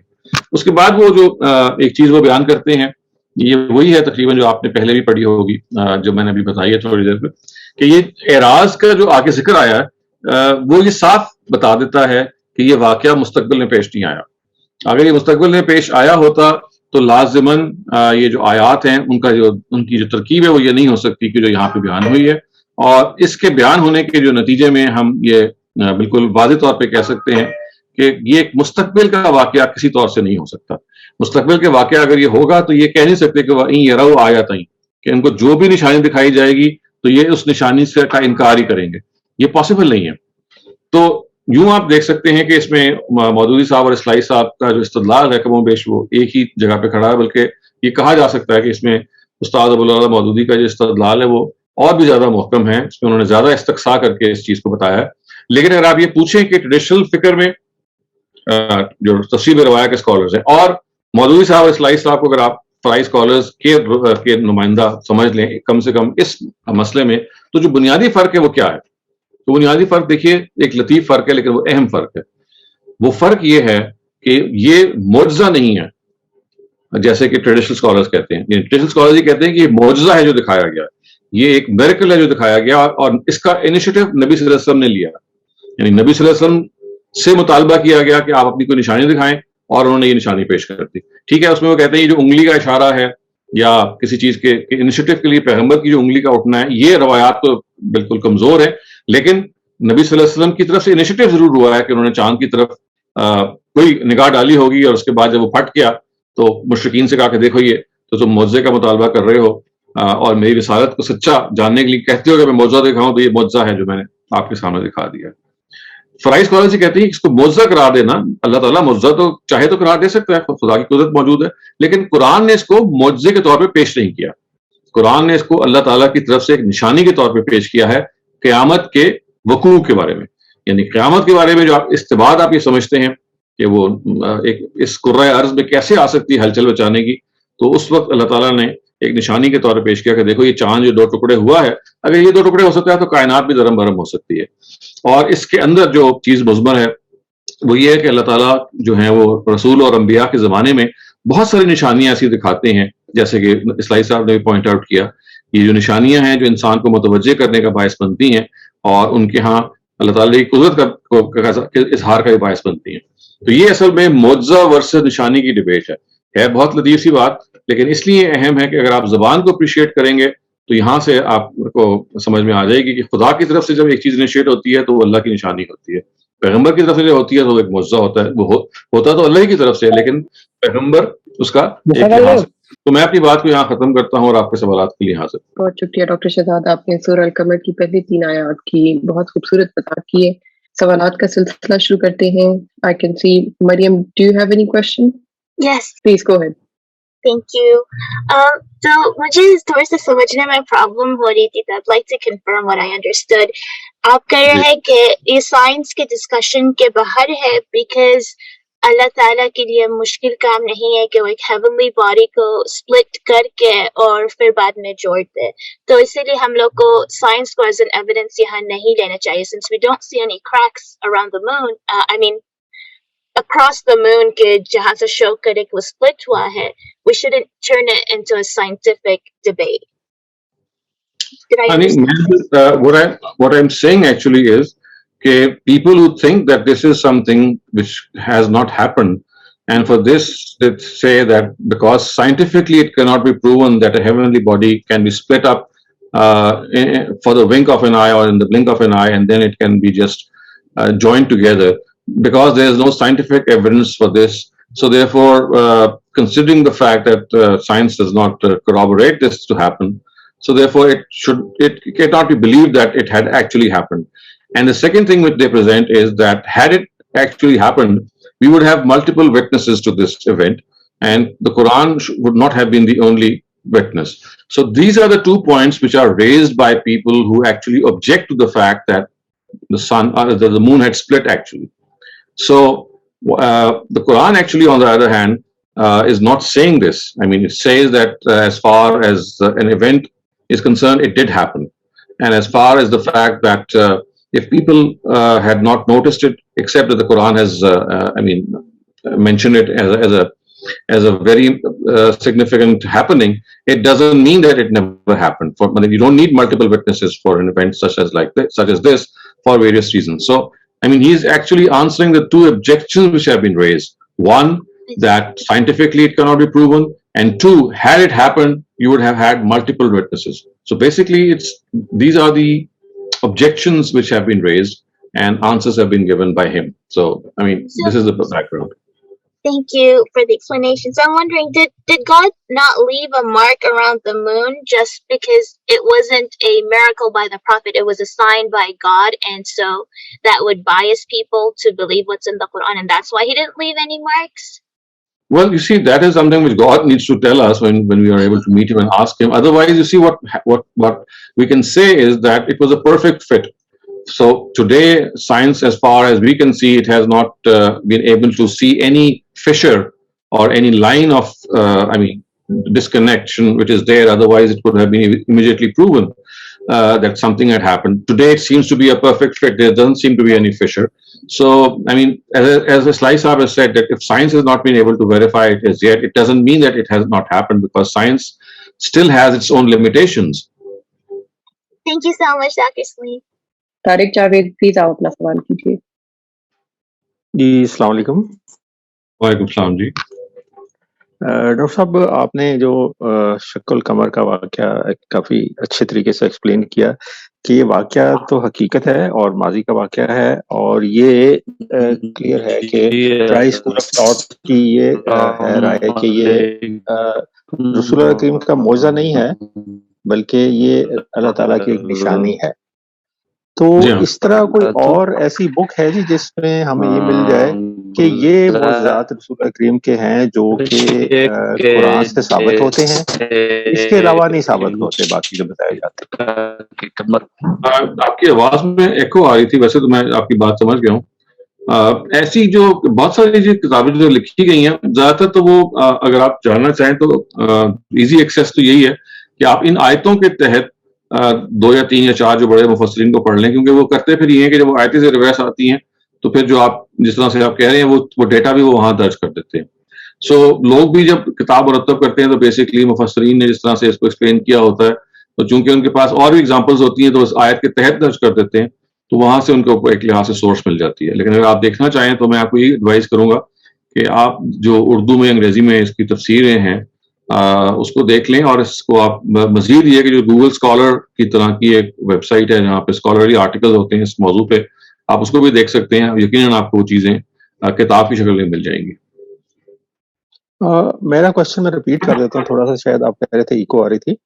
सवाल ये था कि रवायात में तो शायद रसूल करीम के बहुत सारे मौजज़ात हमें बताए जाते हैं, और जब हम कुरान की तफसीर फराही स्कूल ऑफ थॉट की पढ़ते हैं तो उसमें से बहुत थोड़े से ऐसे हैं जो कुरान से साबित होते हैं। तो उसमें कोई ऐसी, मैं चाह रहा हूँ कि बुक हो जिसमें बताया जाए कि ये मौजज़ात जो हैं जो रवायात में बयान होते हैं, इसका कुरान में कोई जिक्र नहीं है और ना ही कोई इसकी कोई लॉजिक बनती है। आप अकीदत के तौर पे जितने मर्जी मौजज़ात बनाते जाएं, लेकिन इनकी हकीकत कोई नहीं है। हाँ, ऐसे तो आपको रवायतों में बहुत सारे मिल जाएंगे, और वो बाब हैं जो नबी सल्लल्लाहु अलैहि वसल्लम की जिंदगी के हवाले से सीरतुन नबी के अंदर वो आपको मिल जाएंगे। और वो सीरतुन नबी के अंदर ये जो हदीसों में रवायतें बयान हुई हैं कि एक मरतबा जैसे इस तरह की बहुत सारी रवायात हैं कि लश्कर था और खाना कम था या पानी कम था, और नबी सल्लल्लाहु अलैहि वसल्लम ने हाथ फेरा और वो इतना ज्यादा उसकी बरकत हुई कि पूरे लश्कर ने वो खाना खाया या पूरे लश्कर ने पानी पिया। यही मामला दूध के बारे में होता है। तो ये देखिए, ये नबी सल्लल्लाहु अलैहि वसल्लम की जो इस तरह के मौजज़ात हैं, अगरचे इनका कुरान में जिक्र नहीं है, لیکن ان کو ڈینائی کرنے بھی کوئی وجہ نہیں ہے. اس کی وجہ یہ کہ نبی صلی اللہ علیہ وسلم کے زمانے میں اور ان کے جو کنٹمپریری، ان سے پہلے جو پروفٹس ہیں، ان کو جب اس طرح کی نشانیاں یا معجزات دیے جاتے تھے تو اس کی وجہ وہی تھی کہ جو دلیل نبوت کے طور پہ یہ کام کریں، اور ان کے جو اپنے ساتھیوں کا جو ایمان کا جو ازدیاد ہے، مزید کنفرم ہونا کہ ہاں یہ اللہ کے رسول اور پیغمبر ہیں، اس کو پیش نظر ہوتا تھا. تو اس میں جن روایات کی تو سند کمزور ہے ان کو تو ظاہر ہے ہم نہیں لیں گے، لیکن جو سند کے لحاظ سے نسبتاً بالکل ٹھیک ہے، ان کی نسبت نبی صلی اللہ علیہ وسلم سے کی جا سکتی ہے، تو ان کو کوئی وجہ نہیں ہے کہ ہم یہ کہہ کے ان کو رد کر دیں کہ قرآن مجید میں نہیں ہے. کیونکہ قرآن اصل میں آپ کو ایک مجمل بات بتا رہی ہے، جو بھی آپ نے پڑھی ہے نا، جو میں نے تدبر قرآن میں کوٹ کی گئی ہے کہ ہم عنقریب انفس و آفاق میں بہت ساری نشانیاں دکھائیں گے کہ تاکہ آپ کو اس بات پہ یقین آ جائے. تو ہے نا سنوریہم فی آیاتنا، تو ایک اللہ تعالیٰ نے قرآن میں جنرل تبصرہ کر دیا کہ وی ول شو یو سچ سائنس. اس میں سے کچھ سائنس جیسے یہ شق قمر کا واقعہ ہے اس میں یہ قرآن مجید میں آ گیا، لیکن ضروری نہیں ہے کہ سارے سائنس کو قرآن اس کا استقصاء کیا ہو. تو اگر وہ روایت میں بیان ہو گئے ہیں اور روایت جو ہے اس کی نسبت ٹھیک ہے، تو مجھے محسوس تو یہ ہوتا ہے کہ ہمیں ان کو کی نفی کرنا یا رد کرنے کی کوئی وجہ نہیں سمجھ میں آتی، کیونکہ اصول قرآن نے بیان کر دیا. جی ایگزیکٹلی، جو تو روایات میں معجزات ایسے بتائے گئے ہیں جو ثابت ہوتے ہیں، ظاہر ہے کہ وہ تو ٹھیک ہیں، وہ اس پہ تو ظاہر ہے کوئی اعتراض ہمیں کرنا بھی نہیں چاہیے، تو وہ ہیں. میرا کوشچن یہی ہے کہ جو معجزات غلط طور پہ روایات میں بیان ہوئے ہیں وہ کوئی دیکھیے وہ تو روایتیں کمزور ہیں نا، کیونکہ ایک بہت بڑی تعداد روایتوں کی وہ ہے کہ جو گھڑی گئی ہیں یا جو کمزور ہیں، ان سے تو پھر اس وجہ سے ان کی تو کوئی حیثیت نہیں ہے. میں نے اس لیے دیکھیے شرط یہ رکھی ہے کہ ایسی روایتیں جن کی سند جو ہے وہ نبی صلی اللہ علیہ وسلم تک پہنچتی ہے اور جو کچھ وہ بیان کر رہے ہیں اس کے بارے میں ہم یہ ریزنیبل سرٹنٹی سے کہہ سکتے ہیں کہ ہاں یہ پیغمبر ہی کی طرف جو نسبت ہے اس کی ٹھیک ہے. لیکن جو روایات ہی کمزور ہیں یا گھڑی ہوئی روایات ہیں اس طرح کی بہت ساری، تو وہ تو اسی بنا پہ رد کر دی جائیں گی کہ یہ روایت ہی صحیح نہیں ہے، یعنی روایت ہی کمزور ہے. ہاں، یہی میرا سوال ہے کہ وہ جو معجزات گھڑے ہوئے ہیں ان کی کوئی لسٹ ہے کہ جی یہ معجزات جو ہے نا یہ غلط طور پہ مسبوق کیے گئے؟ میرے علم میں تو ایسا کوئی نہیں ہے، لیکن چونکہ حدیثوں میں اس میں بہت سارے لوگوں نے کام کیا ہے، اگر آپ اس کو گوگل کر کے سرچ کریں میریکلز آف دی پروفٹ کے نام سے، تو ہو سکتا ہے کوئی آپ کو لسٹ مل جائے، لازماً کسی نے مرتب کی ہوگی. تو آپ کیونکہ ہمارے ہاں عجوبہ پسند طبیعتیں ہیں نا جو پیغمبروں کے اس طرح کی چیزوں کو جمع کریں، تو آپ معجزات نبی کے نام سے یا میریکلز آف دی پروفٹ کو اگر سرچ کریں سرچ انجن میں ڈال کے، تو میرا خیال آپ کو کچھ نہ کچھ مل جائے گا. چلیں انشاءاللہ کوشش کرتے ہیں. بہت شکریہ، تھینک یو. شکریہ. ریاض احمد بلوچ، آپ دوبارہ کوشش کریں. آئی ہوپ کہ آپ کا مائک کام کر رہا ہے. جی السلام علیکم. وعلیکم السلام. گزارش ہے کہ شکل قمر کے متعلق جو بتایا گیا ہے کہ ایک روایتی فکر کے علماء اکرام جو بات کہتے ہیں کہ یہ معجزہ ہے، دوسری طرف امام فراہی کے فکر کے احباب کہتے ہیں کہ یہ اللہ کی طرف سے ایک نشانی ہے. اب دو باتوں میں سے ہم کس بنیاد پر ایک بات کو ترجیح دیتے ہیں، اس کے لیے کوئی قرائن ہمارے پاس موجود ہیں؟ دوسری بات ہے کہ جب نبی صلی اللہ علیہ وسلم زمین پر خدا کے نمائندے کی حیثیت سے موجود تھے اور ان سے یہ معجزہ مانگا گیا تھا، بار بار مانگتے تھے کہ قیامت کیسے آئے گی، قیامت کہ ہم واقعی سوال بھی پیغمبر صلی اللہ علیہ وسلم سے ہو رہا تھا، تو اس کا جواب بھی ان کے طرف نسبت کیا جائے. حدیث میں بھی یہی کچھ اشارے ترجیح اس طرف مل رہے ہیں، تو پھر اس کو چھوڑ کر ہم دوسری بات کو کیسے ترجیح دیتے ہیں؟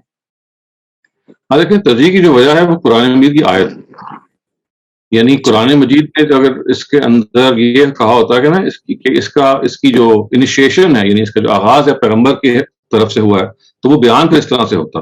جیسے نا دیکھیں حضرت عیسیٰ کے جو معجزات ہیں وہ ان کی طرف نسبت دے کے بیان کیے ہیں نا، کہ ابرئ الاکمہ والابرص ویحیی الموتیٰ، وہ یہ کرتے تھے وہ پیغمبر کی طرف نسبت دے کے معجزے بیان کیے جاتے ہیں. یہاں دیکھیں نسبت پیغمبر کو نہیں دی گئی، کی طرف نہیں کی گئی، بلکہ نسبت اللہ کی طرف ہے. یہ خداوند تعالیٰ نے اس طرح کا کام کیا. اگر یہ پیغمبرانہ کام ہوتا تو یہ صیغے یہ ہوتے کہ پیغمبر نے یعنی کوئی تصرف کیا یا کوئی معاملہ کیا جس کے نتیجے میں چاند شک ہو گیا.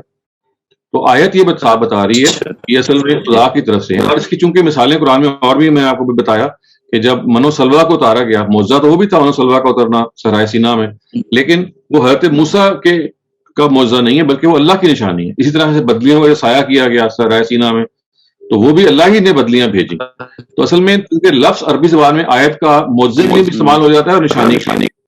تو اس لیے یہ ضروری ہے کہ سیاق بات میں دیکھیں کہ کہاں یہ نشانی ہے اور کہاں یہ معجزہ ہے. تو اگر تو یہ نبی صلی اللہ علیہ وسلم کی نسبت دے کے یہاں بیان کیا جاتا تو ہم اس کو معجزہ کہہ سکتے تھے. اچھا اس کا یہ مطلب نہیں ہے کہ معجزے پیغمبر دکھا نہیں سکتا, وہ تو دکھا سکتے ہیں, لیکن ہمیں تو یہ دیکھنا چاہیے کہ قرآن اس کو پریزنٹ کس طرح سے کر رہا ہے. جی بہت خوب. اگلا سوال ہے سنان خان کا. پلیز اپنا مائک انمیوٹ کر لیجیے اور سوال کیجیے. جی السلام علیکم سر. جب میں لائک اس پر اسٹڈی کر رہا تھا, ریسرچ کر رہا تھا, تو کچھ لوگ اسے لائک چاند گرہن کا وہ کر رہے تھے, لائک کچھ لوگ اسے جواز دینے کے لیے لائک چاند گرہن کا وہ کر رہے تھے.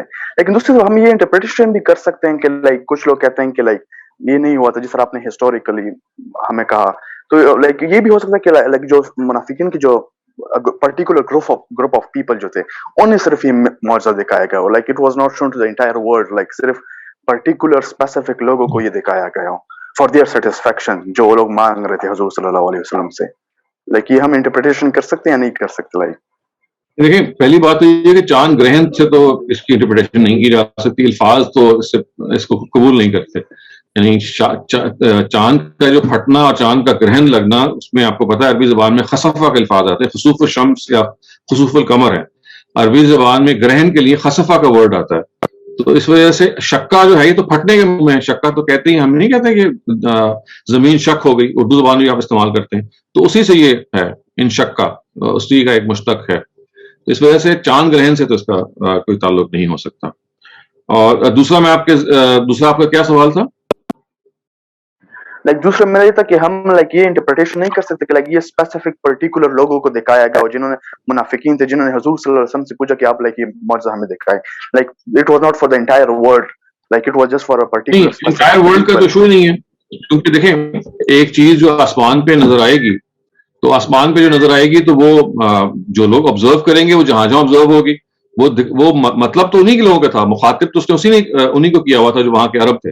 لیکن وہ چونکہ اتنی ہائٹ پہ اور اتنی زیادہ اس کی کمپریہنسو نیچر تھی کہ یہ اس سے بعید نہیں ہے کہ دوسرے نہ دیکھ سکیں.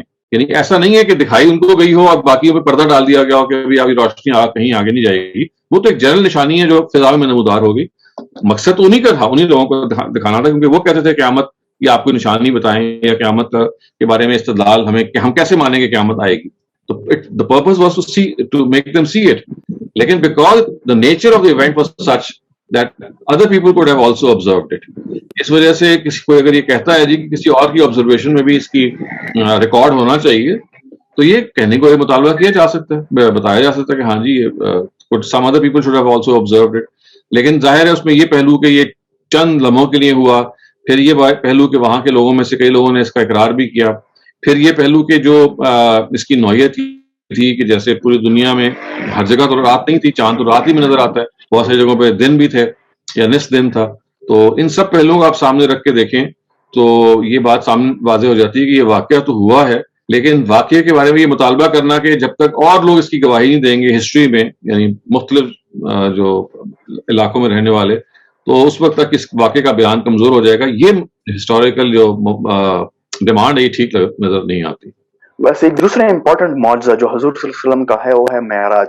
لائک اس میں بھی like two main point of views ملتے ہیں. لائک ایک کہتے ہیں کہ لائک اٹ واز فزیکل, کوئی کہتا ہے it was spiritual. Like what do you think about it, was it physical اور واز اٹ اسپرچوئل؟ دیکھیے وہ ہم نے ابھی آگے جا کے اسٹڈی کرنا ہے یہ ایک الگ سے, اس میں آپ کو واضح ہو جائے گا کہ اس میں جو دونوں طرف کے نقطہ نظر کیا ہے. مثلا حضرت عائشہ یہ کہتی ہیں کہ یہ ایک اسپرچوئل جرنی تھی اور یہ کسی بھی لحاظ سے کوئی فزیکل جرنی نہیں تھی. امیر معاویہ بھی یہی کہتے ہیں, یہ بات ہے ان کی بیان ہوئی بھی ہے.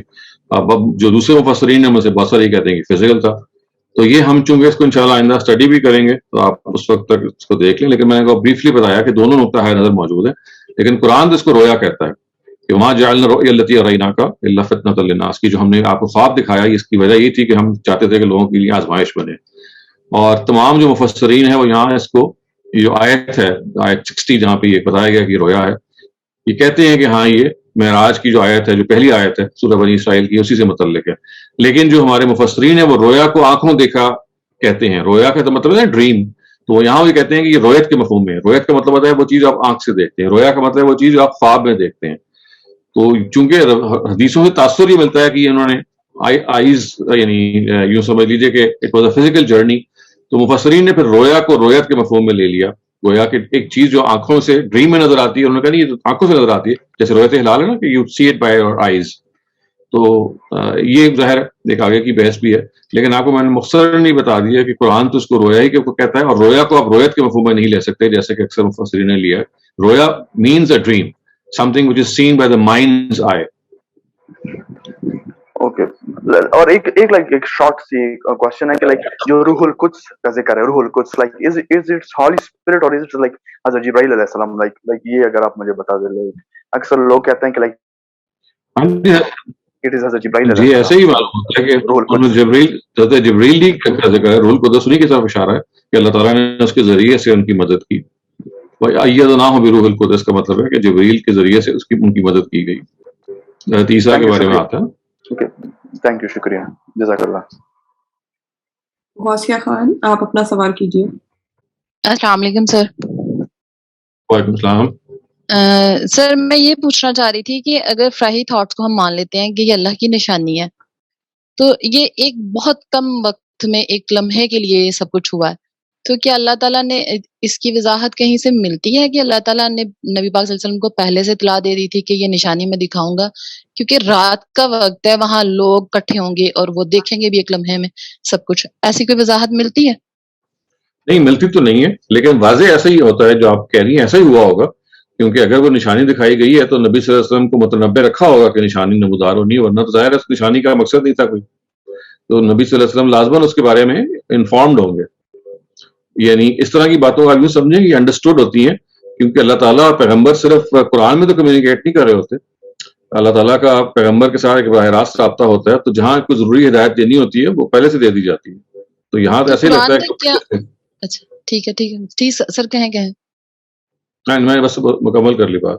हाँ, बस ये कि अगर जब भी मौजा आयत की निशानी अगर दिखाई जाएगी तो मतनबा किया गया होगा, तभी तो ये सब कुछ मतलब लग रहा है कि तसव्वुर में आता है कि वहाँ लोग भी इकट्ठे हुए होंगे और आप वसल्लम ने ऐलान भी किया है कि देखा जाए ये सारा कुछ।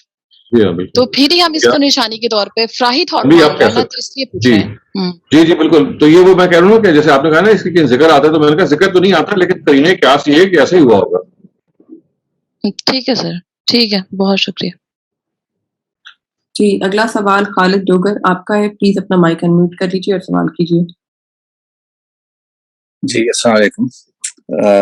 मेरा जो क्वेश्चन है उसका एक तो हिस्सा बलोच साहब ने पूछ लिया, उसको थोड़ा सा क्लैरिफाई करना है कि अगर इसको जो है वो एक मौजज़ा माना जाए रसूलुल्लाह सल्लल्लाहु अलैहि वसल्लम की तरफ से, तो उससे मतलब क्या कॉम्प्लिकेशंस होती हैं।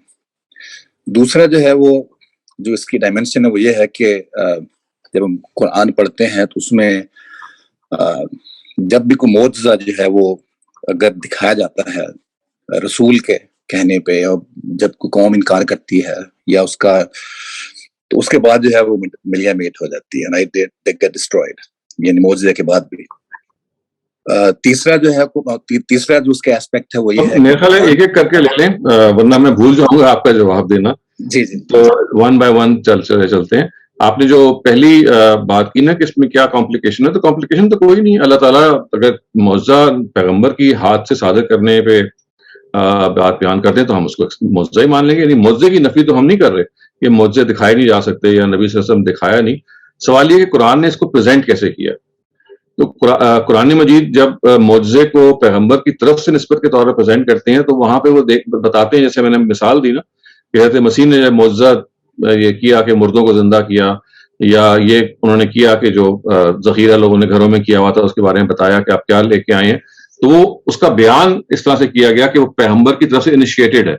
यानी ये कहा गया कि वह उबरिहुल अकमहा वल अबरसा यानी वहियल मौता, अल्फाज ये आए हैं कि उन्होंने जो बर्स वाले को दुरुस्त किया, उन्होंने मुर्दे को जिंदा किया, उन्होंने ये कहा कि जो तुम घर में ज़ख़ीरा करते हो मैं तुम्हें उसका इल्म बताता हूँ। तो कुरान वहां पे निस्बत पैगंबर की तरफ से दे रहा है कि पैगंबर ये कर रहे हैं। तो यहाँ ये अगर ये पैगंबर की तरफ से होता तो अल्फाज में भी इस तरह से बयान किया जाता कि नबी सल्लल्लाहु अलैहि वसल्लम की तरफ से ये हुआ है। तो ये सिर्फ बयान का मसला है, लेकिन ये कॉम्प्लिकेशन इसमें इशू नहीं है। अगर अल्लाह ताला चाहते कि पैगंबर की तरफ से मौजज़ा हो वो कर सकते थे, यानी, लेकिन कुरान ने चूंकि इसको प्रेजेंट ऐसे नहीं किया اس کی انیشیشن خدا کی طرف سے ہوئی ہے ایک نشانی کے طور پہ. جیسے میں نے آپ کو مثال دی کہ بنو سلوا کو اترنا یا بدلیوں میں سایہ کرنا یہ خدا کی نشانی ہے. اگر اللہ تعالیٰ چاہتے تو یہ حضرت موسیٰ کی طرف سے بھی انیشیٹ کی جا سکتی تھی, لیکن خدا نے یہاں یہ سمجھا کہ وہ اپنی نشانی کے طور پہ اس کو پیش کریں اور یہ بتائیں کہ دیکھیں جس خدا کے بارے میں تمہاری یہ رائے ہے کہ کائنات کا نظام درم بردم کرنے میں وہ عاجز ہے یا اس کے اندر قدرت نہیں ہے, تو یہ دیکھو اس کی ایک نشانی ہے. تو یہ جی تو اچھا, دوسرا اس میں یہ جو چھوٹا سا وہ پوائنٹ تھا وہ یہ تھا کہ مطلب ایک معجزہ چلیں وہ تو رسول اللہ صلی اللہ علیہ وسلم کے کہنے پہ نہیں ہوا, تو that doesn't really qualify here کہ اگر معجزہ دکھایا جائے اور اس کے بعد بھی قوم انکار کرے تو then they get جی وہ ایک الگ چیز ہے, وہ ایک الگ چیز ہے. اچھا اس کو وہ تو چلے ہو گیا. تیسرا اس میں یہ ہے کہ قرآن میں آپ کو پتہ جگہ جگہ جو ہے وہ رسول اللہ صلی اللہ علیہ وسلم is asking for a miracle to Allah subhanahu wa ta'ala, right, کہ جو ہے وہ آپ ان کو میریکل دکھائیں. بہت جگہ پہ ہے, ایک جگہ تو اتنا زیادہ وہ آ گیا ہے کہ سورہ نعام میں ہے نا کہ وَإِن كَانَ كَبُرَ عَلَيْكَ إِعْرَاضُهُمْ فَإِنِ اسْتَطَعْتَ أَن تَبْتَغِيَ نَفَقًا فِي الْأَرْضِ أَوْ سُلَّمًا فِي السَّمَاءِ فَتَأْتِهِمْ بِآيَةٍ کہ بھائی اگر آپ سے جو ہے وہ ان کا قد نعلم انه لا يحسن ان کا جو ہے وہ اگر آپ سے برداشت نہیں ہو رہا تو پھر آپ جو ہے نا کوئی اتنا ہیوی گزر رہا ہے تو پھر آپ ٹنل کھود لیں یا سیڑھی لگا لیں اور ان کو جا کے معجزہ دکھا دیں. اس میں تھوڑی نفی نہیں ہوتی خود, مطلب قرآن میں تھوڑی, میں جنرلی یہ بتانا چاہ رہا ہوں کہ یوز بھی ہے یہاں پر کچھ بچے بیٹھے ہیں کہ یہ کوئی اس کو کہے کہ بھئی یہ کانفلکٹ ہے. بھئی ایک جگہ تو کہا جا رہا ہے کہ معجزہ دکھائیں گے نہیں, اور اگر محمد تم دکھا دو ان کو صلی اللہ علیہ وسلم کے بھئی زمین میں کھود کے وہ کر کے, اور دوسری سائڈ پہ جو ہے معجزہ دکھا دو. رائٹ, ہاں تو دیکھیں اس موقع پہ جہاں سورہ انعام میں یہ کہا گیا, یہ بھی قرآن کا خاص اسلوب ہے کہ اس سختی بعض دفعہ لگتی ہے نا کہ جیسے نبی صلی اللہ علیہ وسلم کی طرف ہو. یہ بھی جیسے کہ قرآن کے اسلوب میں یہ اسلوب بڑا اہم ہے کہ بات کو بعض دفعہ اس کی درستی اور سختی تو ہوتی ہے پیغمبر کی طرف مخاطب کر کے, لیکن اس کے اصل مخاطبین دوسرے ہوتے ہیں. تو اس کو استاد فراہی نے بھی, اسلائی صاحب نے بھی جگہ جگہ یہ بتایا کہ قرآن مجید میں جب اس طرح کی آیات آتی ہیں کہ جیسے آپ نبی صلی اللہ علیہ وسلم سے اللہ تعالیٰ بہت سخت کلام کر رہے ہیں, تو وہاں سختی کا رخ اصل میں ان کی طرف نہیں ہوتا, اس لیے کہ ان سے تو توقع ہی نہیں ہے کہ وہ یہ کام کریں. جس چیز کے بارے میں وہ بتا رہی ہوتی ہیں کہ دیکھو یہ ان لوگوں کو بھی سبق مل جائے کہ جب پیغمبر کے ساتھ اللہ تعالیٰ یہ کہہ رہے ہیں کہ ایسا نہیں ہو سکتا, تو آپ تو پھر بالکل ہی باز آ جائیں اس معجزے سے, اس مطالبے سے. تو اس وجہ سے یہ بعض دفعہ ایسا بھی ہوتا ہے کہ اسلوب سے ایسا لگتا ہے کہ جیسے اللہ تعالیٰ پیغمبر کو اس چیز کو روک رہے ہیں, دراصل وہ کمیونیکیٹ کرنا چاہ رہے ہیں در حدیث دیگر, جیسے آپ کہتے ہیں نا مطالبہ کرنے والوں. اب next is Adeel Qureshi. Adeel please اپنا سوال کیجیے. اچھا سر, میں اگر ایک دوسرے پرسپیکٹو سے اس کے اوپر آپ سے سوال کروں کہ مثال کے طور پہ جو اس سے پہلے بڑے بڑے واقعات ہوئے دنیا میں, جیسے حضرت نوح علیہ السلام کی کشتی جس کے بارے میں کہا جاتا ہے کہ وہ شاید دریافت ہوئی ہے یا اس کی کچھ چیزیں ہمیں کہیں سے مل گئی ہیں. اسی طریقے سے فرعون کی لاش جو کہ کہا جاتا ہے کہ جی دریافت ہو گئی ہے اور وہ اس کی ممی کو انہوں نے سیو کر دی ہے. تو اگر یہ فرض کریں کہ معجزہ نہیں تھا اور یہ واقعی ایک واقعہ تھا, ایک بہت ہی حیرت انگیز واقعہ تھا جو کہ اللہ تعالیٰ نے کیا اور اس کی قدرت کی نشانی تھی, تو سورج کا صرف اور صرف علیحدہ ہونا ایک چھوٹی سی بات نہیں ہے کہ جی چونکہ رات کا وقت نہیں تھا, اکثر دنیا میں دن کا وقت تھا تو لوگوں نے دیکھا نہیں. سوری چاند پر ایسا وقت نہیں ہے کہ رات کا وقت نہیں تھا تو دیکھا نہیں, بلکہ آئی ایم اسیومنگ کہ فزکس اور یہ باقی جو لاز ہیں یہ بتاتے ہیں کہ جب ایک پلانٹ دو حصوں میں تقسیم ہوتا ہے تو اس کے اندر جو کور ہوتا ہے, اسی طرح اس سے کوئی ڈیبری نکلتی ہوگی, کوئی میٹیور بنتے ہوں گے جو کہ باقاعدہ زمین پر آ کے ٹکرائے ہوں گے, تو اس کی جو سائیڈ افیکٹ ہیں وہ کہیں پر کسی کو نظر نہیں آتے. تو کیا, اور آبویسلی اب چاند پہ لوگ پہنچ بھی گئے ہیں اور ناسا نے اس کی تردید بھی کی ہے کہ ان کو کسی قسم کے کوئی شواہد ملتے نہیں ہیں کہ چاند کہیں پہ بھی سیم نظر آیا ہو جہاں پہ وہ دو حصے وہ اور دوبارہ جڑ گیا ہو. تو کیا یہ واقعی معجزہ تھا بھی یا یہ ایک ایلوژن تھی جو کہ اللہ تعالیٰ نے وقتی طور پہ کسی کو دکھائی ہے؟ اس آیت کی اس طرح سے توجہ کی جا سکتی ہے یا اس کو کیسے سمجھنا چاہیے؟ دیکھیں وہ ایلوژن اگر ہوتی نا تو قرآن مجید اس کو بیان کرتا. قرآن تو ایلوژن ہونے کی نفی کر رہا ہے. قرآن تو یہ کہہ رہا ہے کہ دیکھیے یہ لوگ کہتے ہیں کہ ایلوژن ہے, یہ لوگ کہتے ہیں کہ جادو کر دیا گیا. وہ تو یہ کہہ رہے ہیں کہ ان لوگوں کو آپ کوئی بھی نشانی دکھائیں گے جواب میں یہ کہیں گے کہ یہ ایلوژن ہے. تو اگر یہ ایلوژن ہوتی تو پھر قرآن یہ آپ کے تبصرہ نہ کرتا. اس وجہ سے اس کا ایلوژن ہونا تو قرآن سے ثابت نہیں ہے. وہاں تو یہ ہے کہ واقعہ ہوا ہے, ورنہ دیکھیے نا یہ تک نہیں بنتی کہ آگے سے یہ ان کا تبصرہ ہو کہ یہ تو جادو ہے جو پہلے سے چلا آ رہا ہے. تو جادو ہی تو وہ اس طرح کی ایلوژن ہوتی ہے. تو اس لیے صاف معلوم ہوتا ہے کہ یہ واقعہ تو ہوا ہے. لیکن اگر سائنس ابھی تک اس جگہ نہیں پہنچ سکی ہے کہ جو فشر ہے یا جہاں پہ وہ ڈسکنیکٹ ہوا ہوگا اس کو ابھی تک دریافت کر سکے، تو ہمیں انتظار کرنا چاہیے کہ وہ وقت آئے گا. دیکھیے نا بہت ساری اور چیزوں کا بھی تو ہم انتظار کر رہے ہیں نا. دیکھیں انٹرسٹنگلی میں آپ کو کچھ چیزیں بتاتا ہوں. 7 آسمان اللہ تعالیٰ ذکر کرتے ہیں، 7 کائناتوں کا ذکر کرتے ہیں. اس وقت تو ہم نہیں اس جگہ پہ پہنچے ہوئے. پھر اللہ تعالیٰ یہ کہتے ہیں کہ پلک جھپکتے ہوئے حضرت سلیمان کے خط دربار میں وہ جو تخت آ جاتا ہے ملکہ بلقیس کا. اس وقت یہ سائنس وہ یہ بتاتی ہے کہ جو آئنسٹائن کا جو نظریہ اضافیت ہے، تھیوری آف ریلیٹیوٹی، اس میں اسپیڈ آف لائٹ سے زیادہ آپ ٹریول نہیں کر سکتے. اگر کریں گے تو you go backward in time, اگر آپ نے ٹائم ٹریول کرنا ہے. تو یہ جو واقعہ پلک جھپکتے میں تخت آنے کا ہے، یہ تو ظاہر ہے یہ تبھی پاسبل ہے کہ اسپیڈ آف لائٹ سے زیادہ ہی اس کو ٹریول کیا گیا ہو.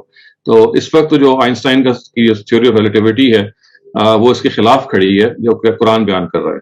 پھر دیکھیے کہ آپ اس کی چیزیں جو آپ جب دیکھیں گے قرآن مجید میں تو نیومرس ہیں کہ جو اصل میں قرآن تو اس کو بیان کر دیتا. ہاں ایک چیز اور ہے جو مجھے یاد آئی کہ قرآن یہ کہتا ہے کہ 7 کائناتوں میں سے ہر ایک کے پاس ایک زمین ہے جو تمہاری طرح کی زمین ہے. وَمِنَ الْأَرْضِ مِثْلَهُنَّ، یعنی جس سے مطلب یہ نکلتا ہے کہ جیسے ہر کائنات یا ہر آسمان کی ایک زمین ہے، جیسے ہم ہیں اس میں آبادی ہے، تو لازماً کوئی جو 6 دوسرے آسمان ہیں ان میں بھی کوئی ایک زمین ہے کہ جو ہماری طرح کی زمین ہے اور اس میں آبادی ہے، جس کو آپ نے سنا ہوگا نا ایکسٹرا ٹریسٹریل لائف کے نام سے، اس کو آپ ET کہتے ہیں، تو یا UFOs کا آپ نے بہت تذکرہ سنا ہوگا. تو قرآن یہ 3-4 باتیں ایسی بیان کر رہا ہے جو ابھی تک سائنس ویریفائی نہیں کر سکی ہے. تو اس وجہ سے یہ بات کہ سائنس کی جو ویریفیکیشن ہے ہم اس کے محتاج ہیں قرآن کی بات کو ماننے میں، یہ تو ایک اپروچ ہے. اور ایک دوسری اپروچ یہ ہے کہ قرآن مجید نے ایک چیز بیان کر دی ہے، وہ فیکٹ ہے، اگر آج سائنس اس تک نہیں پہنچ سکی تو کل پہنچ جائے گی. طارق جاوید آپ اپنا سوال کیجیے. جی السلام علیکم. جی میرا سوال تھوڑا سا پچھلے سے ریلیٹڈ ہی ہے کہ ایک روٹین ہے کہ ہمارے اپنے اچھے پڑھے لکھے ساتھی بھی جب سیرت النبی کی اسٹڈی کرتے ہیں تو کچھ سم ہاؤ اس چیز پہ باٹم لائن ان کا زور آ جاتا ہے کہ زیادہ سے زیادہ معجزات ظاہر کیے جائیں رسول کریم کے، اور یہ ایک بیسس بنایا جائے کہ چونکہ ان کے معجزات اتنے زیادہ تھے تو اس لیے یہ اللہ کے رسول تھے. اور دوسرا یہ بھی ثابت کیا جاتا ہے کہ یہ رسول اللہ بہت افضل تھے باقی سارے انبیاء سے، اور ابھی آپ نے ہمیں بتایا کہ وہ ایسا تو قرآن نہیں کہتا، قرآن تو کہتا تو ہم تو رسول میں کوئی فرق نہیں کرتے. تو یہ چیزیں کیسے آ گئیں ساری، اور جو رسول کریم کی ایکچوئل جو اچیومنٹس ہیں اور اللہ تعالیٰ نے کس طریقے سے ان کی ہیلپ کی وہ نہیں بتائی جاتی ہیں اتنی تفصیل سے؟ نہیں دیکھیں، یہ تو ہیرو ورشپ ایک ایسی چیز ہے نا کہ جو انسان کے اندر کمزوری موجود ہے وہ ایلیویٹ کرتا ہے. یہ آپ تو مسلمانوں کی یہ بات کر رہے ہیں، لیکن انہوں نے کیا کیا، کرسچنز نے، انہوں نے تو اللہ تعالیٰ کے پیغمبر کو خدا کا مرتبہ دے دیا. تو یہ صرف مسلمانوں کے ساتھ خاص نہیں بلکہ یہ اگر آپ دیکھیں نا سامی نسلیں جو ہیں حضرت ابراہیم کے اولاد جو سیمائٹک ریسز ہیں ان کے یہاں یہ ہیرو ورشپ کا جو دائیا ہے بہت زیادہ ہے، اور اس میں ایلیویشن ہے اور وینریشن آ جاتی ہے. تو یہ طبیعت کی ایک خاصہ ہے، اس کی کمزوری ہے جس میں آپ ہیرو کو ایک مقام دے دیتے ہیں. آپ گریک میتھولوجی کو پڑھیں تو جو گریک میتھولوجی ہے وہ بھی اسی ریفلیکشن ہے کہ کس طرح سے آپ نے لوگوں کو خدا کا درجہ دے دیا، خداؤں کے درمیان جنگیں کروا دی، اور ان میں سے پھر الٹ بھی آپ نے کیا کہ خداؤں کے بارے میں جو تصورات آپ نے قائم کیے وہ وہی تھے جو انسانوں کے بارے میں تھے. تو کہیں ان کو چڑھا دیا اور انہیں کو پھر بعض جگہ گرا بھی دیا. تو یہ انسان کی وہ بے اعتدالی ہے جس کی جو یہ اس کا ثبوت ہے کہ اصل میں یہ ضروری ہے کہ بعض جگہوں پہ اس کو آسمانی ہدایت دی جائے اور یہ بتایا جائے کہ جو پیغمبر ہیں وہ بہرحال اللہ تعالیٰ کے بندے ہیں، نہ کہ وہ اللہ تعالیٰ ہی کے برابر ہیں. اس لیے آپ دیکھیے جب ہم کلمہ پڑھتے ہیں تو ہے نا کہ اشہد ان لا الہ الا اللہ و اشہد ان محمدا عبدہ و رسولہ، وہ آپ کے بندے ہیں. یہ قرآن کیوں یعنی قرآن میں تو اس کا اصطلاح کا لفظ ایسے نہیں آیا اور طرح سے آیا، لیکن یہ جو کلمہ پیغمبر نے سکھایا کہ وہ عبدہ ہیں، وہ رسول ہیں، وہ آپ کے عبد ہیں، وہ آپ کے رسول ہیں. اسی لیے کہ وہ رسول کوئی سپر ہیومن چیز نہیں ہوتا، وہ بندوں ہی میں سے ہوتا ہے، اور اس کو آپ کو انسانی سمجھنا چاہیے، خدا تک نہیں لے جانا چاہیے. تو یہ انسانی سرشت کی کمزوری ہے جو ایلیویٹ کر دیتی ہے، اسی سے بچنا چاہیے. جی وہ صحیح ہے.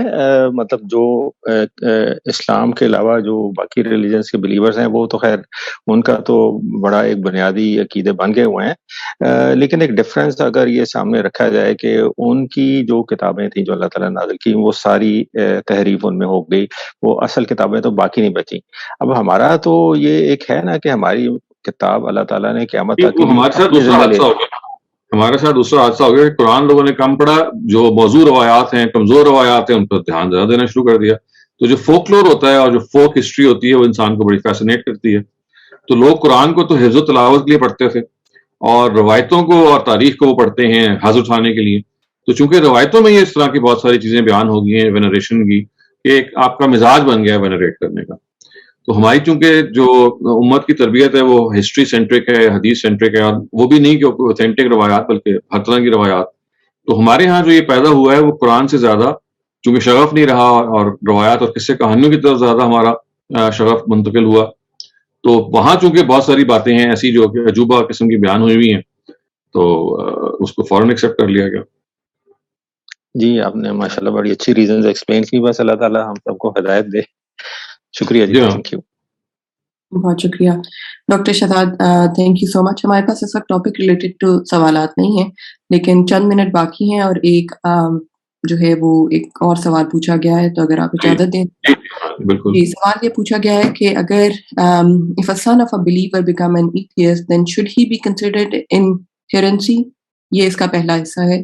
اچھا, if a son of a believer becomes, نہیں وہ تو عقائد کی بنیاد پہ آپ نہیں کسی کو ڈپرائیو کر سکتے. وہ تو یہ ہے کہ آپ سے اس کو منفرت اگر کوئی نقصان پہنچا ہے.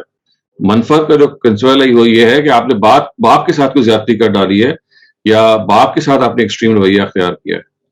یہ بات تو کہ وہ اس کا کوئی ایتھیسٹ بن گیا ہے, ایگنوسٹک بن گیا ہے, نان بلیور بن گیا ہے, اس سے میراث کو افیکٹ نہیں ہوتا. افیکٹ وہاں ہوتا ہے کہ جہاں منفرت جو ہے متاثر ہوئی ہے. تو منفرت تو ہمیشہ ڈیسیز کے ساتھ ہوتی ہے نا. تو باپ کے ساتھ کوئی زیادتی کی گئی ہو, باپ کو جیسے کہا گیا کہ قتل اگر کر دیا جائے تو اس کی میراث کو منتقل نہیں ہوگی, کیونکہ اس سے زیادہ نقصان آپ کیا پہنچا سکتے ہیں. لیکن بلیف سے اس کا تعلق نہیں ہے. ٹھیک ہے. اس کا دوسرا حصہ یہ ہے کہ بیٹے کی شادی کے موقع پر how the father should perform his marriage, اور there is no need of any نکاح, جسٹ اناؤنسمنٹ از انف. نہیں, نکاح تو ایک سنت انبیاء ہے, نبی صلی اللہ علیہ وسلم نے سنت کے طور پہ جاری کیا. نکاح کو آپ کو پڑھانا ہے.